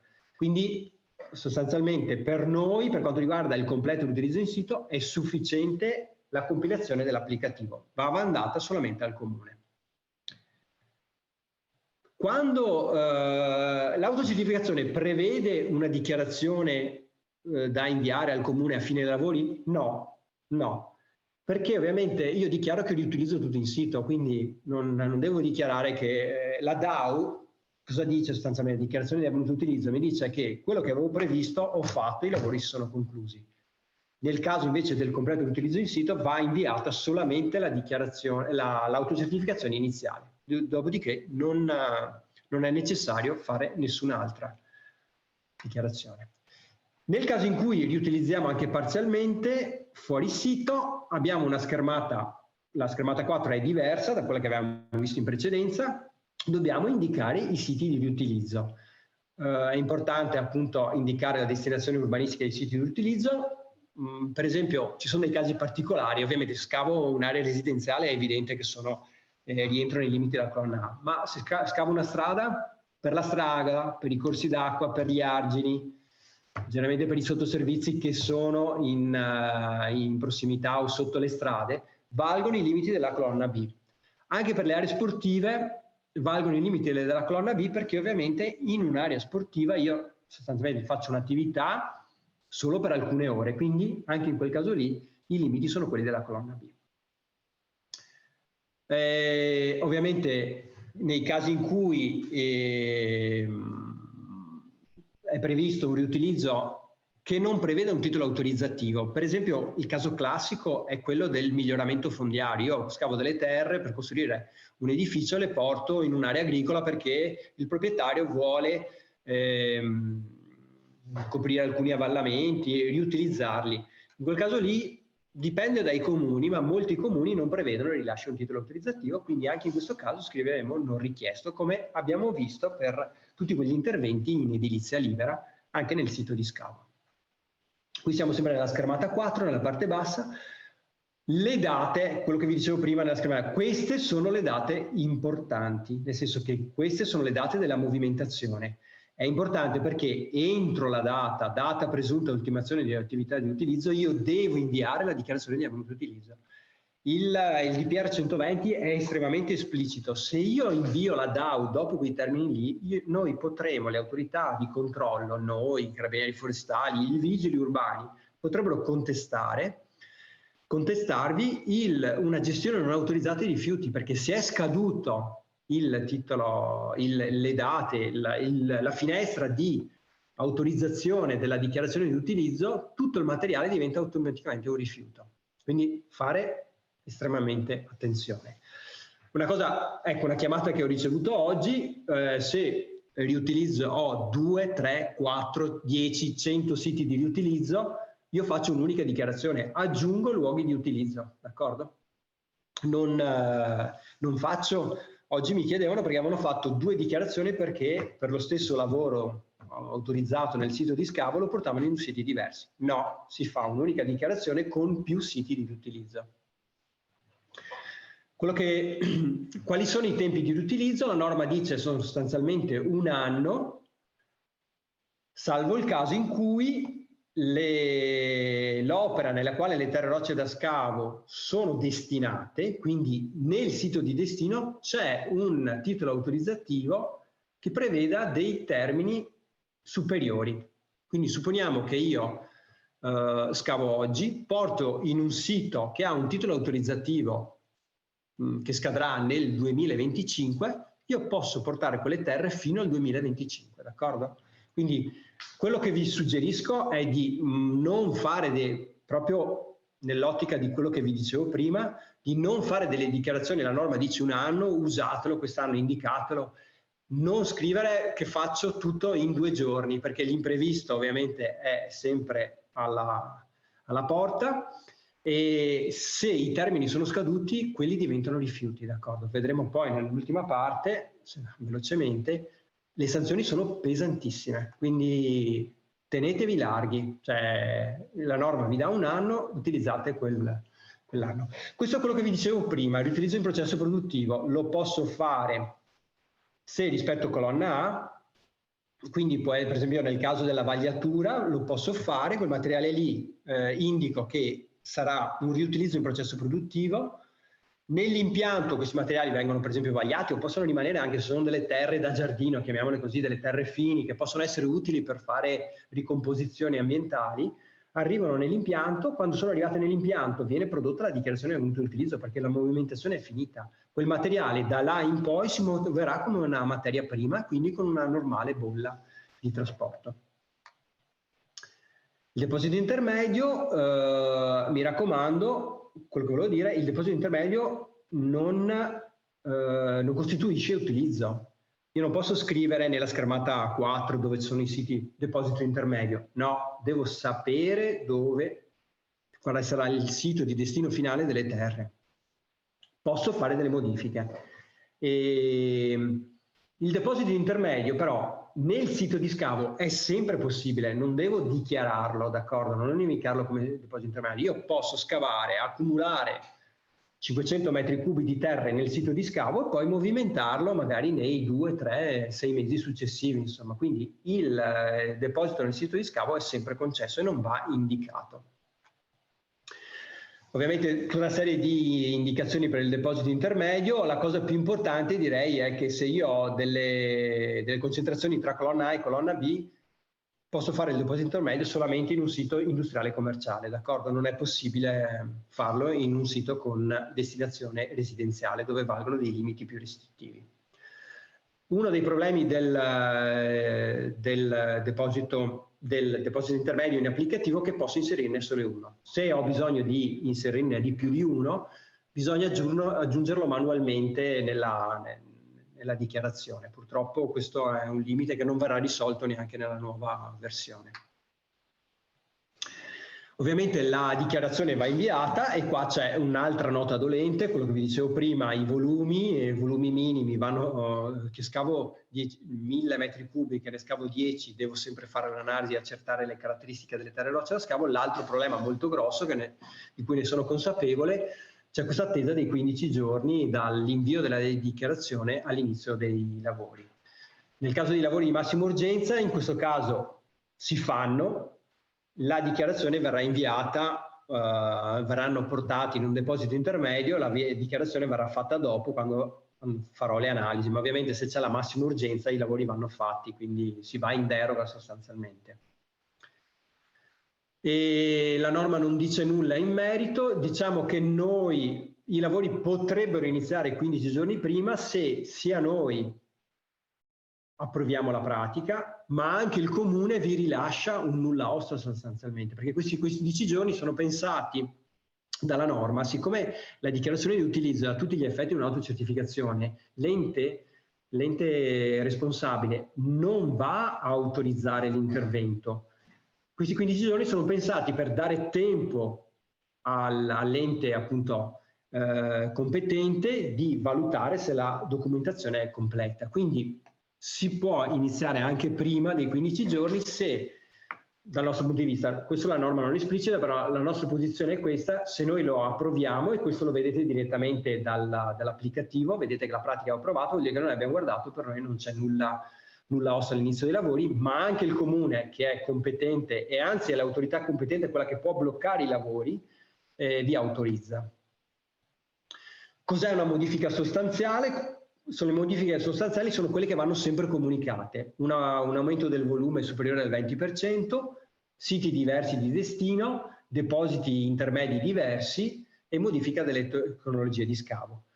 Non sono indicati i tempi, ma è ovvio che se io ho bisogno di più tempo devo allungare i termini e devo comunicarli. Se non li comunico, l'allungamento dei termini, rischio appunto la sanzione di gestione non autorizzata di rifiuti. E le modifiche sostanziali vanno sempre comunicate, come vi dicevo prima. Attenzione che però solo nel caso riguardi il sito di destinazione diverso, la modifica può essere fatta solo 2 volte. Invece non ci sono dei vincoli per quanto riguarda la modifica, per esempio, delle volumetrie. Se io modifico le volumetrie non è una modifica limitata, non ha un numero massimo di modifiche possibili. Però se aggiungo siti, ovviamente è possibile solamente 2, anche se la norma poi dice salve eventuali circostanze sopravvenute impreviste o imprevedibili, quindi c'è comunque una scappatoia. Ed è giusto che sia così, perché interventi soprattutto di grosse dimensioni è molto difficile sapere a priori con certezza i siti di destino di tutte le terre. Quindi la dichiarazione di avvenuto utilizzo, l'abbiamo già detto, viene predisposta secondo l'allegato 8, ma tanto avete capito che lo genera l'applicativo Terre Rocce, va mandata ad ARPA, al comune del sito di produzione, in questo caso anche al comune del sito di destinazione se diverso. Noi suggeriamo comunque di mandare anche la dichiarazione iniziale al comune del sito di destinazione, però non c'è questo obbligo. Va conservata 5 anni, e quello che vi dicevo prima è che deve essere inviata entro il termine di validità del piano di utilizzo della dichiarazione, che sono quelle date che avete indicato voi. Se non viene inviata in quei termini, cessano i requisiti di sottoprodotti e diventa automaticamente un rifiuto.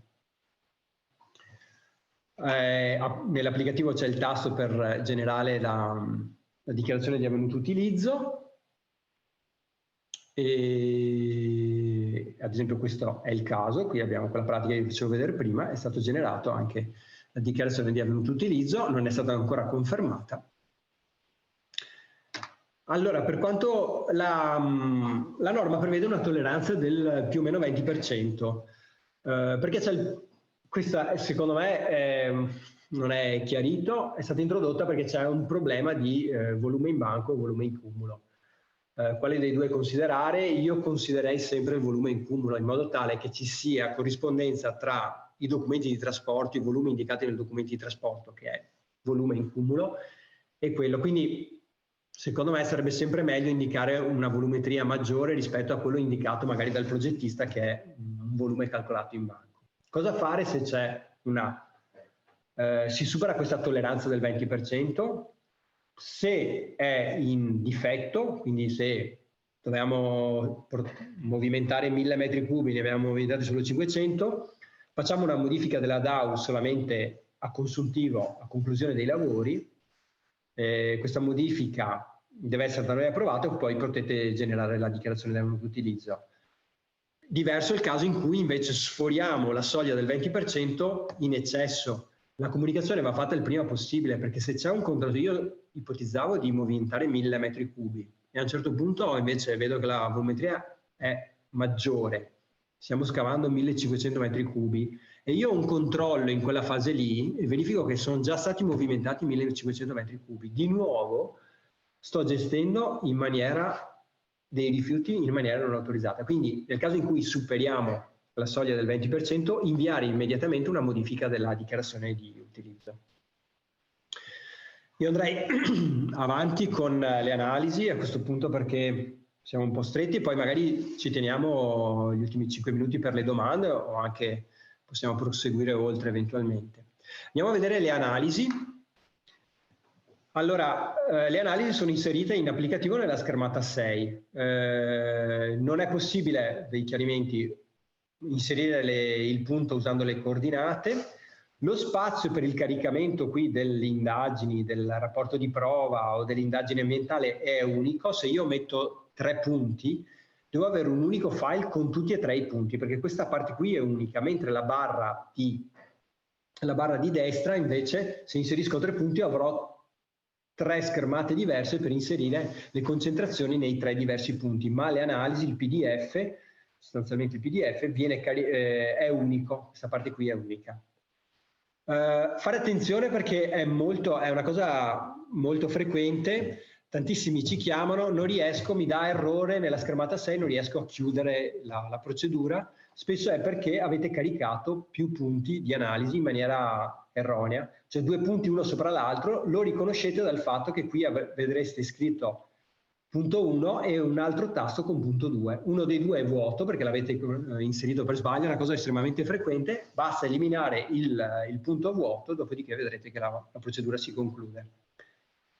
E è sempre preferibile una relazione ambientale, però non è obbligatorio, quindi vedo che molte dichiarazioni. E nell'applicativo c'è la possibilità di vedere le aree con valori di fondo, cliccando appunto, aprendo questo rombo azzurro, si apre questa schermata qui, cliccando valori di fondo metalli e metalloidi, vi si apre appunto una nuova mappa con dei colori in trasparenza e riuscite a capire se siete in un'area con valori di fondo, per esempio la pianura del Brenta, ne accenniamo velocemente dopo. Quali sono le analisi da fare? Nell'allegato 4, quello che vi dicevo prima, sono contenute appunto gli analiti che vanno analizzati sempre e sono questi, quindi i metalli, sostanzialmente gli idrocarburi pesanti, IPA e PCB e Vitex solamente in aree che potrebbero avere delle contaminazioni, quindi in prossimità di strada, in prossimità di area industriale. L'amianto, attenzione, va fatto solo se ci sono riporti antropici. Fate attenzione perché spesso qualche laboratorio ve lo aggiunge, ma se non ci sono riporti non va fatta la misura dell'amianto, non è necessario. E, ecco, una cosa importante, se ci sono dei valori indicati magari minore di 0,1, per esempio il cadmio, il laboratorio vi scrive minore di 0,1, voi dovreste inserire 0,1 con il meno davanti, meno 0,1 va inserita. E nel caso in cui abbiamo delle pratiche con molti punti, siccome l'inserimento dei punti è molto oneroso, anche se nella nuova versione dell'applicativo siamo riusciti a risolvere i tempi di apertura della schermata 6, è molto rapida, quindi sarà molto più semplice aggiungere punti. Se ne possono inserire in numero minore, l'importante è però che venga inserita appunto una relazione ambientale con tutti i punti campionati. E appunto il file PDF, in modo tale io posso vedere, magari scavo 50.000 metri cubi, inserisco 3 analisi, ma poi vedo che in realtà in quell'area lì sono state fatte 10-15 analisi, magari con la planimetria, e vedo che comunque la caratterizzazione è idonea e quindi non è necessario caricare i 10, 15, 20 punti in applicativo, perché è una procedura effettivamente molto onerosa. Quanti campioni devo fare? Questa tabella che unisce sostanzialmente quello che dice l'allegato 2 del DPR 120, che è questa parte con questo sfondo in giallo, questa parte qui, con questa parte che è indicato nelle linee guida, ci dà il numero di campioni che devo effettuare. La profondità di campionamento deve essere congrua con la profondità di scavo, cioè io se scavo 2 metri devo caratterizzare entrambi i metri, d'accordo? Nei corsi d'acqua, nelle opere lineari, generalmente deve essere fatto un campione ogni 500 metri, questo è indicato sia nell'allegato 2 che nelle linee guida. Quindi se avete dei dubbi, per quanto riguarda le indagini di caratterizzazione, le linee guida vi danno delle informazioni. Ecco, per noi deve essere sempre preferito un campione di tipo areale, un campionamento rispetto a un campionamento puntuale. Cosa significa? Se io devo scavare in un'area di 500 metri quadri, preferisco che il campione venga raccolto da più punti di questi 500 metri quadri, poi vengono messi insieme, si fa un campione unico e che viene mandato in analisi. Questo perché è molto più rappresentativo di quello che andremo a scavare.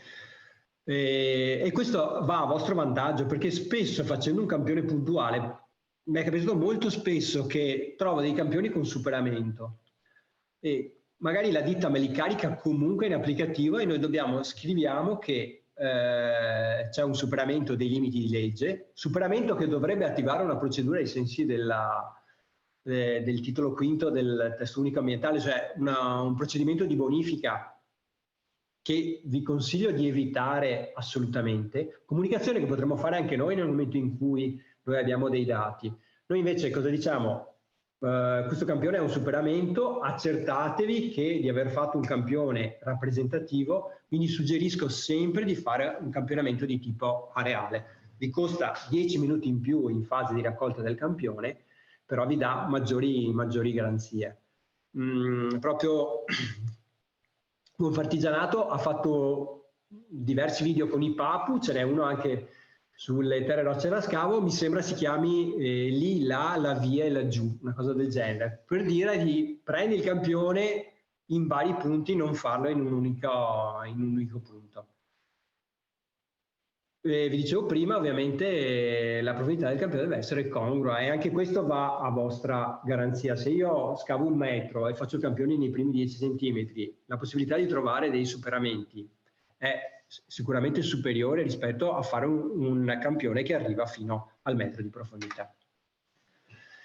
Ve lo rispondo, penso che ormai sia abbastanza noto, in Veneto ci sono diverse aree che hanno dei limiti superiori naturali, superiori ai limiti della colonna A. La norma dice che sostanzialmente in queste aree la CSC viene sostituita dal valore di fondo. Nota l'area del Brenta, quindi gran parte della provincia di Padova e una parte del Trevigiano, ma anche la pianura dell'Adige, il Veronese ha sempre problemi di arsenico, cromo e nickel nell'area del Po, in quest'area qui, quindi ci sono diverse zone e anche le aree collinari che hanno problemi di valore di fondo. Lì c'è una pubblicazione scaricabile dal sito di ARPAV. Potete vedere queste aree che vedete in questa mappa attivando appunto con quel rombo che c'è nella schermata 6 che vi ho fatto vedere prima. E mi raccomando, c'era anche la domanda che era stata fatta prima.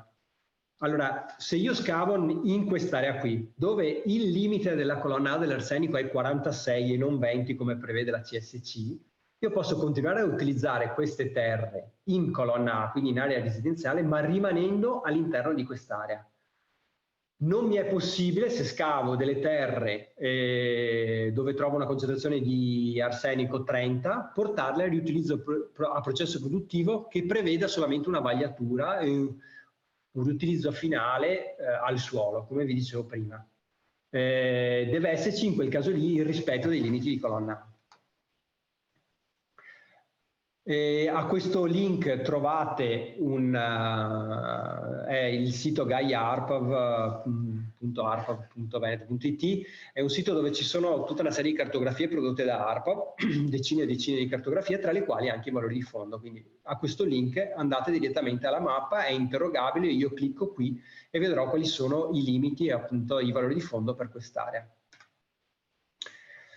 Ci sono degli obblighi su chi deve raccogliere il campione? No, la norma non entra in merito.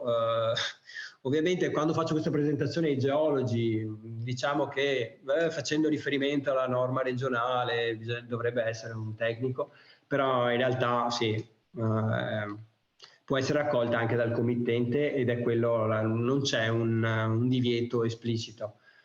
Quello che vi suggerisco io è che in interventi di grosse dimensioni è sempre preferibile che sia un tecnico abilitato, perché può risolvervi alcune soluzioni, alcune problematiche. È un tecnico che magari sa come fare il campionamento.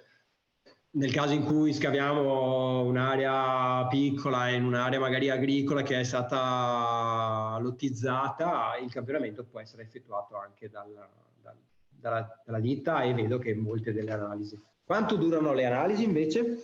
L'analisi non c'è, anche questo nella norma non è indicato, per noi comunque non andiamo oltre i 2-3 anni.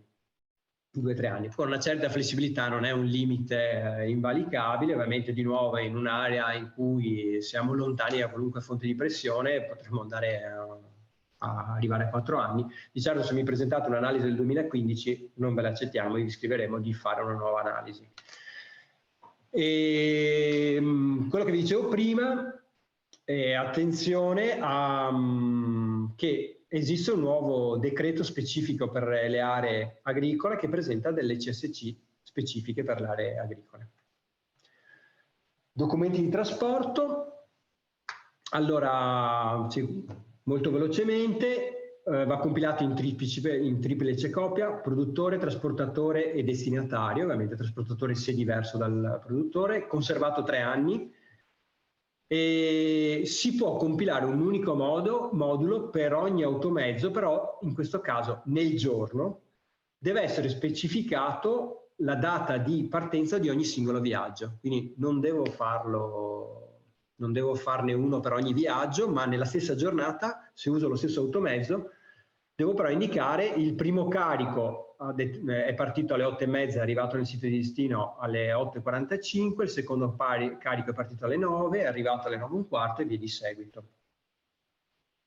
Non è necessario usare l'allegato 7, l'applicativo non genera il documento di trasporto, e potete anche crearvi voi un modello autoprodotto, e l'importante è che ci sono tutti i campi dell'allegato 7. Per esempio, ho visto che molte ditte se lo sono fatto cercando di tenere tutti i campi in un'unica pagina, in modo tale da usare meno fogli e essere più semplice nella compilazione. Può essere anche compilato in ditta per gran parte, dopodiché l'autista compila solamente l'orario di carico e di scarico e poi va firmato ovviamente. Il documento di trasporto è costituito da diverse sezioni. Cioè un'anagrafica del sito di produzione, un'anagrafica del sito di destinazione, un'anagrafica della ditta che effettua il trasporto, che può essere un soggetto diverso dalla ditta che effettua lo scavo, quindi non è necessario che sia la stessa ditta che fa lo scavo che effettua il trasporto. Ci devono essere l'ora data e ora di carico, ovviamente in questo caso adesso vi farò vedere degli esempi. Deve essere firmato dall'esecutore o dal produttore, quindi le gare rappresentate dalla ditta che scava, l'esecutore è nel caso appunto dei piani di utilizzo, opere in via in AIA, quindi solamente in quei casi lì, se no abbiamo la firma del produttore e la firma del responsabile del sito di destinazione quando arriva a destinazione, per garantire tracciabilità, cioè questo materiale è partito ed è arrivato a destinazione. Quello che vi dicevo prima, questo è il caso di un documento di trasporto autoprodotto dove è indicato, vedete, la data di partenza e la quantità del materiale e la data d'arrivo. Quindi si può fare ovviamente sempre nello stesso giorno. E qui invece abbiamo un altro esempio, un secondo esempio invece che, diciamo, compilato in maniera, insomma, il bel esempio e il cattivo esempio. Insomma, qui per esempio, vedete, c'è la data, ma mancano le ore. E quindi questo qui potrebbe essere potenzialmente sanzionabile. Quindi cercate di compilarlo, anche usando, questo qui è l'allegato appunto 7 del DPR 120, è sufficiente viaggio 1, mettete qui ora di arrivo e ora di carico, ora di scarico. Siamo quasi arrivati alla fine e il DPR 120 dice che ARPA deve fare i controlli, però anche se noi verificassimo la mancanza dei requisiti dell'articolo 4, l'unica autorità che può disporre l'interruzione, appunto, e il divieto di inizio lavori, ovvero la prosecuzione, è l'autorità che ha lasciato il titolo autorizzativo, quindi nella maggior parte dei casi il comune, ma potrebbe essere la provincia per determinate tipologie di interventi, insomma. Noi ci siamo dati dei criteri per andare a fare i controlli, noi facciamo circa un centinaio di controlli all'anno, un numero limitato, ci siamo dati dei criteri, ovviamente il volume è importante. Prima cosa, se riceviamo delle dichiarazioni che non utilizzano l'applicativo, vedete, dichiarazioni predisposte con modalità diverse dall'applicativo, quindi ci arriva il cartaceo e lì vanno in una lista di priorità, saranno le prime ad essere controllate. E aree critiche, ovviamente volumi, evitiamo di andare a fare un controllo, perché il controllo che noi effettuiamo è a carico del proponente. Quindi noi veniamo a fare il controllo e i costi del sopralluogo e delle analisi sono a carico, quindi cerchiamo di evitare ovviamente i lavori, però la norma ci obbliga ad effettuare dei controlli. E poi ovviamente situazioni in cui ci sono dei superamenti delle CSC e criticità varie sostanzialmente, e anche dichiarazioni segnalate dall'autorità competente. Quello che vi dicevo prima, cosa si rischia? Se non si rispettano i criteri dell'articolo 4 del DPR 120, si rischia una sanzione ai sensi dell'articolo 256 per una gestione non autorizzata di rifiuti. E le pene, vedete, vanno da 2.600 a 26.000 euro, quindi molto, molto elevate.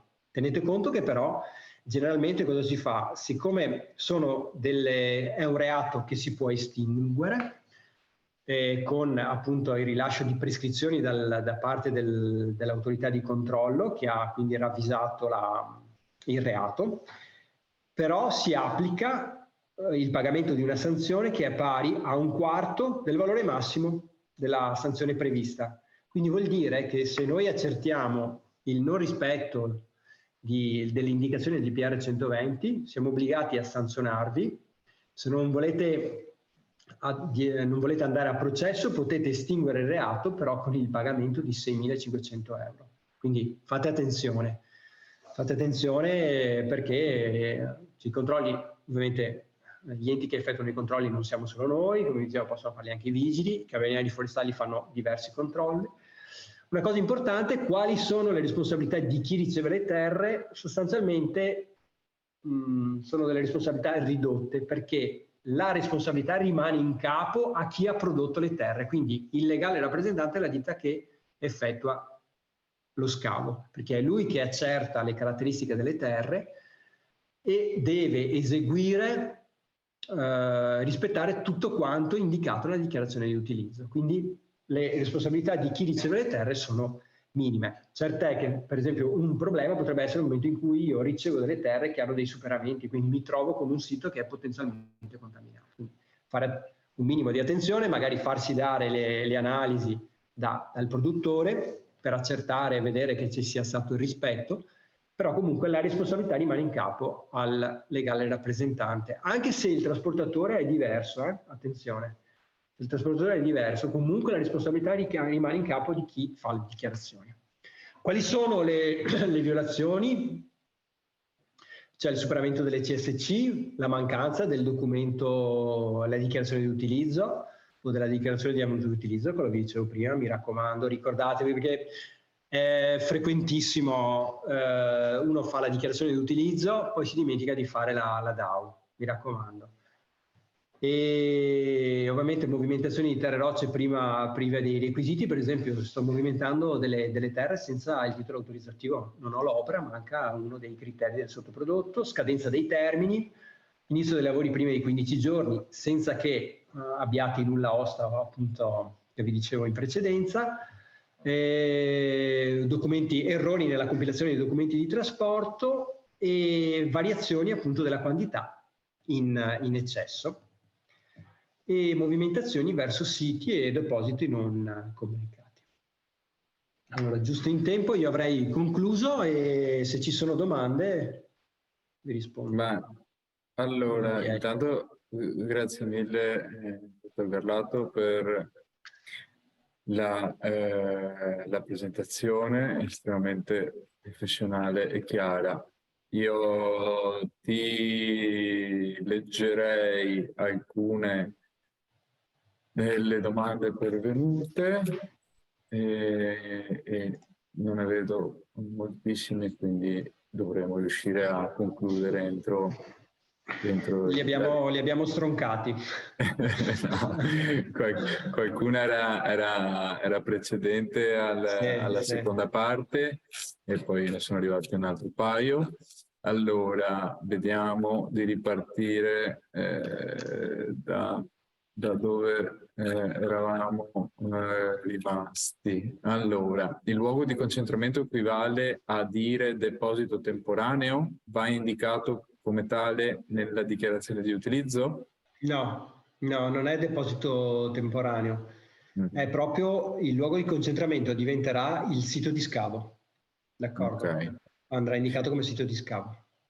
Okay. Comunque, se dovete gestirle come 230, chiamateci, scriveteci, perché sì, non è una procedura semplicissima, ovviamente il 230 è molto sintetico e poi noi abbiamo, diciamo, delle linee guida su come procedere, quindi chiamateci perché è meglio chiarire. Un'altra domanda è: posso immagazzinare terre e rocce da scavo nella sede aziendale? Che procedure ci sono da attuare? Immagazzinare?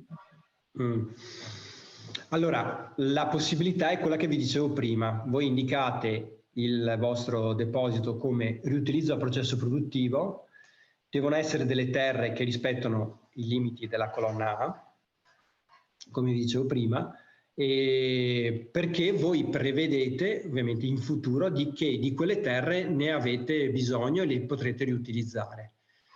Perché è la realtà, insomma, le terre rocce da scavo, c'è un mercato, le terre, anche le terre fini, ovviamente la ghiaia è evidente, è un materiale che viene venduto, che ha un valore, ma anche le terre hanno un valore perché comunque servono sempre delle terre per i ripristini, quindi voi indicate, scavate 100 metri cubi, sapete che ne avete bisogno, ovviamente attenzione, cioè nel senso ci deve essere, dovete dimostrare che di quelle terre nel corso del tempo le riutilizzate come materia prima. Io non è che posso portarmi centinaia, migliaia di metri cubi in deposito e non utilizzarli mai, perché a quel punto lì quello è un rifiuto. Se invece c'è una certa, mi arrivano delle terre che poi io posso riutilizzare in diversi interventi, in quel caso lì appunto escono come una materia prima con la bolla, il documento di trasporto, la bolla, e se io dimostro questo si può fare, insomma, posso portarmene nel mio deposito indicherò appunto non un riutilizzo al suolo, ma un riutilizzo al processo produttivo. D'accordo? Ok, un'altra domanda è: ora i comuni chiedono che la pratica sia inserita via SUAP creando un doppione, infatti bisogna reinserire tutti i dati. Questa procedura è obbligatoria o devono accettare anche solo la comunicazione via PEC?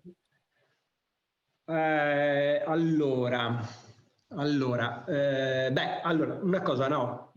Sì, chiariamo subito. Se voi caricate il SUAP, non serve inviare la PEC. Il SUAP è pensato per essere uno sportello unico. Noi accediamo al SUAP, quindi vediamo tutte le dichiarazioni che avete caricato sul SUAP. Quindi se il comune vi dice che la dichiarazione Terre Rocce da Scavo va caricata nel SUAP, la caricate nel SUAP, ma non dovete inviare la PEC a noi. D'accordo? È sostitutiva. Penso fosse questo il tenore. Sì. Okay. Diverso il caso invece che state usando il SUAP per avere il titolo autorizzativo, state caricando il progetto, tutta la documentazione che è necessaria per avere il titolo autorizzativo e vi chieda il SUAP anche il caricamento della documentazione di Terre Rocce da Scavo. Allora in quel caso lì, siccome voi non potete farla prima di avere il titolo autorizzativo, caricate nel SUAP, se questo vi blocca nel proseguire. Ci sono alcuni comuni che rendono, obbligano, c'è l'obbligatorietà per proseguire con la conclusione della procedura, il caricamento di un documento. Caricate questa vostra dichiarazione dove dite: io in quanto proponente dell'intervento dichiaro che la documentazione Terre Rocce verrà presentata solamente dopo il rilascio del permesso di costruire, come richiede la norma. Ok, domanda da sfera di cristallo. Fra le novità sulla semplificazione della normativa è previsto per quantità esigue di ridurre le tempistiche fra la presentazione della pratica e la possibilità di movimentari, i 15 giorni famosi.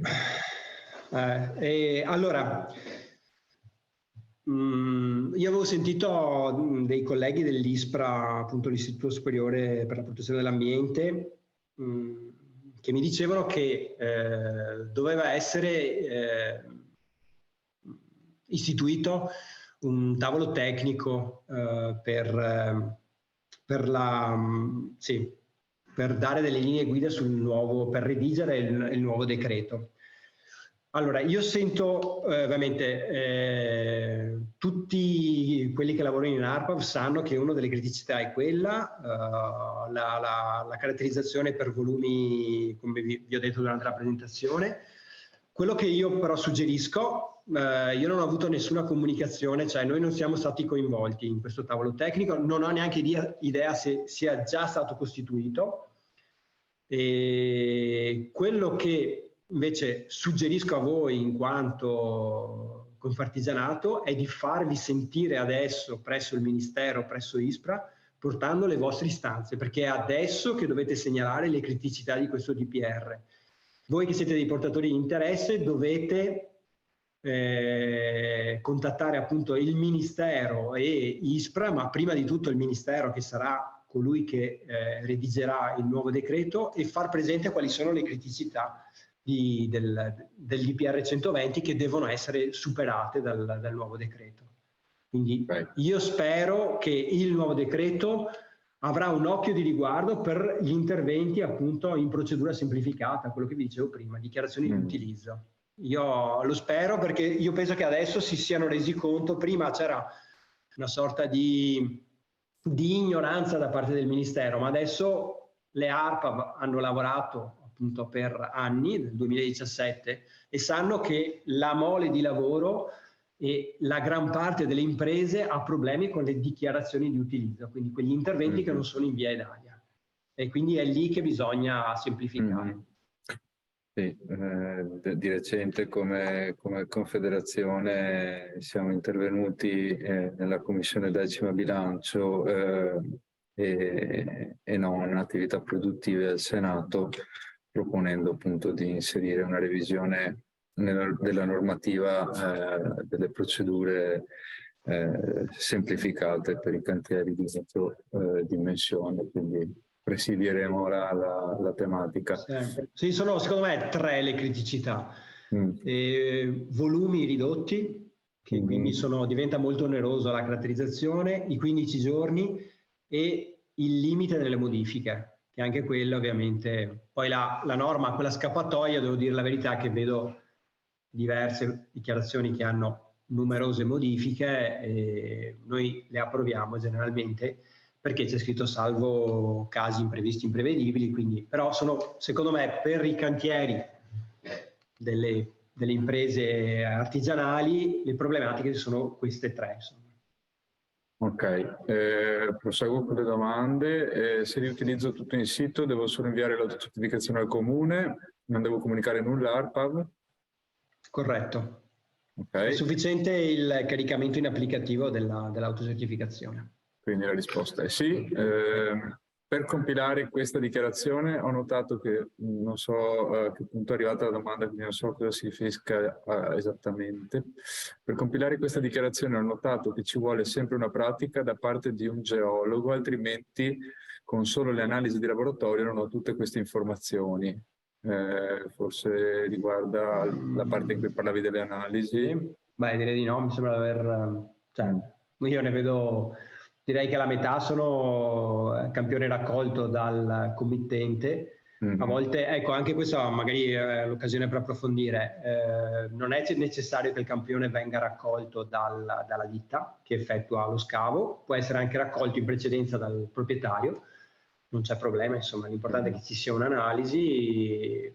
Io ribadisco, secondo me, in situazioni semplici va benissimo così, se siamo di fronte a cantieri complessi, secondo me è preferibile rivolgersi a un tecnico che quindi ha maggiore competenza. Va a vostra garanzia, ripeto, a volte ovviamente su un cantiere piccolo, pagare anche il geologo che venga o il laboratorio che venga a fare il campione è un costo importante, magari devo scavare 100 metri cubi, già le analisi mi costano 200 euro, devo aggiungerci il costo del geologo, diventa un costo importante, insomma. Però sì, non c'è questo obbligo, insomma. Se per dimenticanza non viene fatta la DAU e sono passati dei mesi dalla scadenza della DU, si può fare lo stesso? Sì, no, quando ci dicono fatela. Okay. Non sana la vostra posizione. Noi non facciamo, in questo momento non facciamo sanzioni perché ne dovremmo fare centinaia di certo, nel senso che comunque rimangono le date dell'invio della PEC che sono successive, però fatela in modo tale che chiudete la dichiarazione e fate attenzione, insomma, perché se c'è un controllo anche a posteriori, noi potremmo fare delle sanzioni senza neanche venire a fare una verifica in cantiere, solo vedendo che non è stata prodotta la DAU. Dall'applicativo poi è particolarmente semplice farlo. Non lo facciamo ovviamente, però fatelo, insomma. Ok, nella DAO è necessario indicare la data di completamento e utilizzo, ma il produttore che conferisce ad un impianto autorizzato non sa quando effettivamente verrà utilizzato, che data indica? No, perché allora quando lo conferisce un impianto autorizzato, la DAU, la dichiarazione di utilizzo si conclude, le movimentazioni si concludono nel momento in cui entra nell'impianto, perché voi scriverete riutilizzo a processo produttivo presso l'impianto XXY.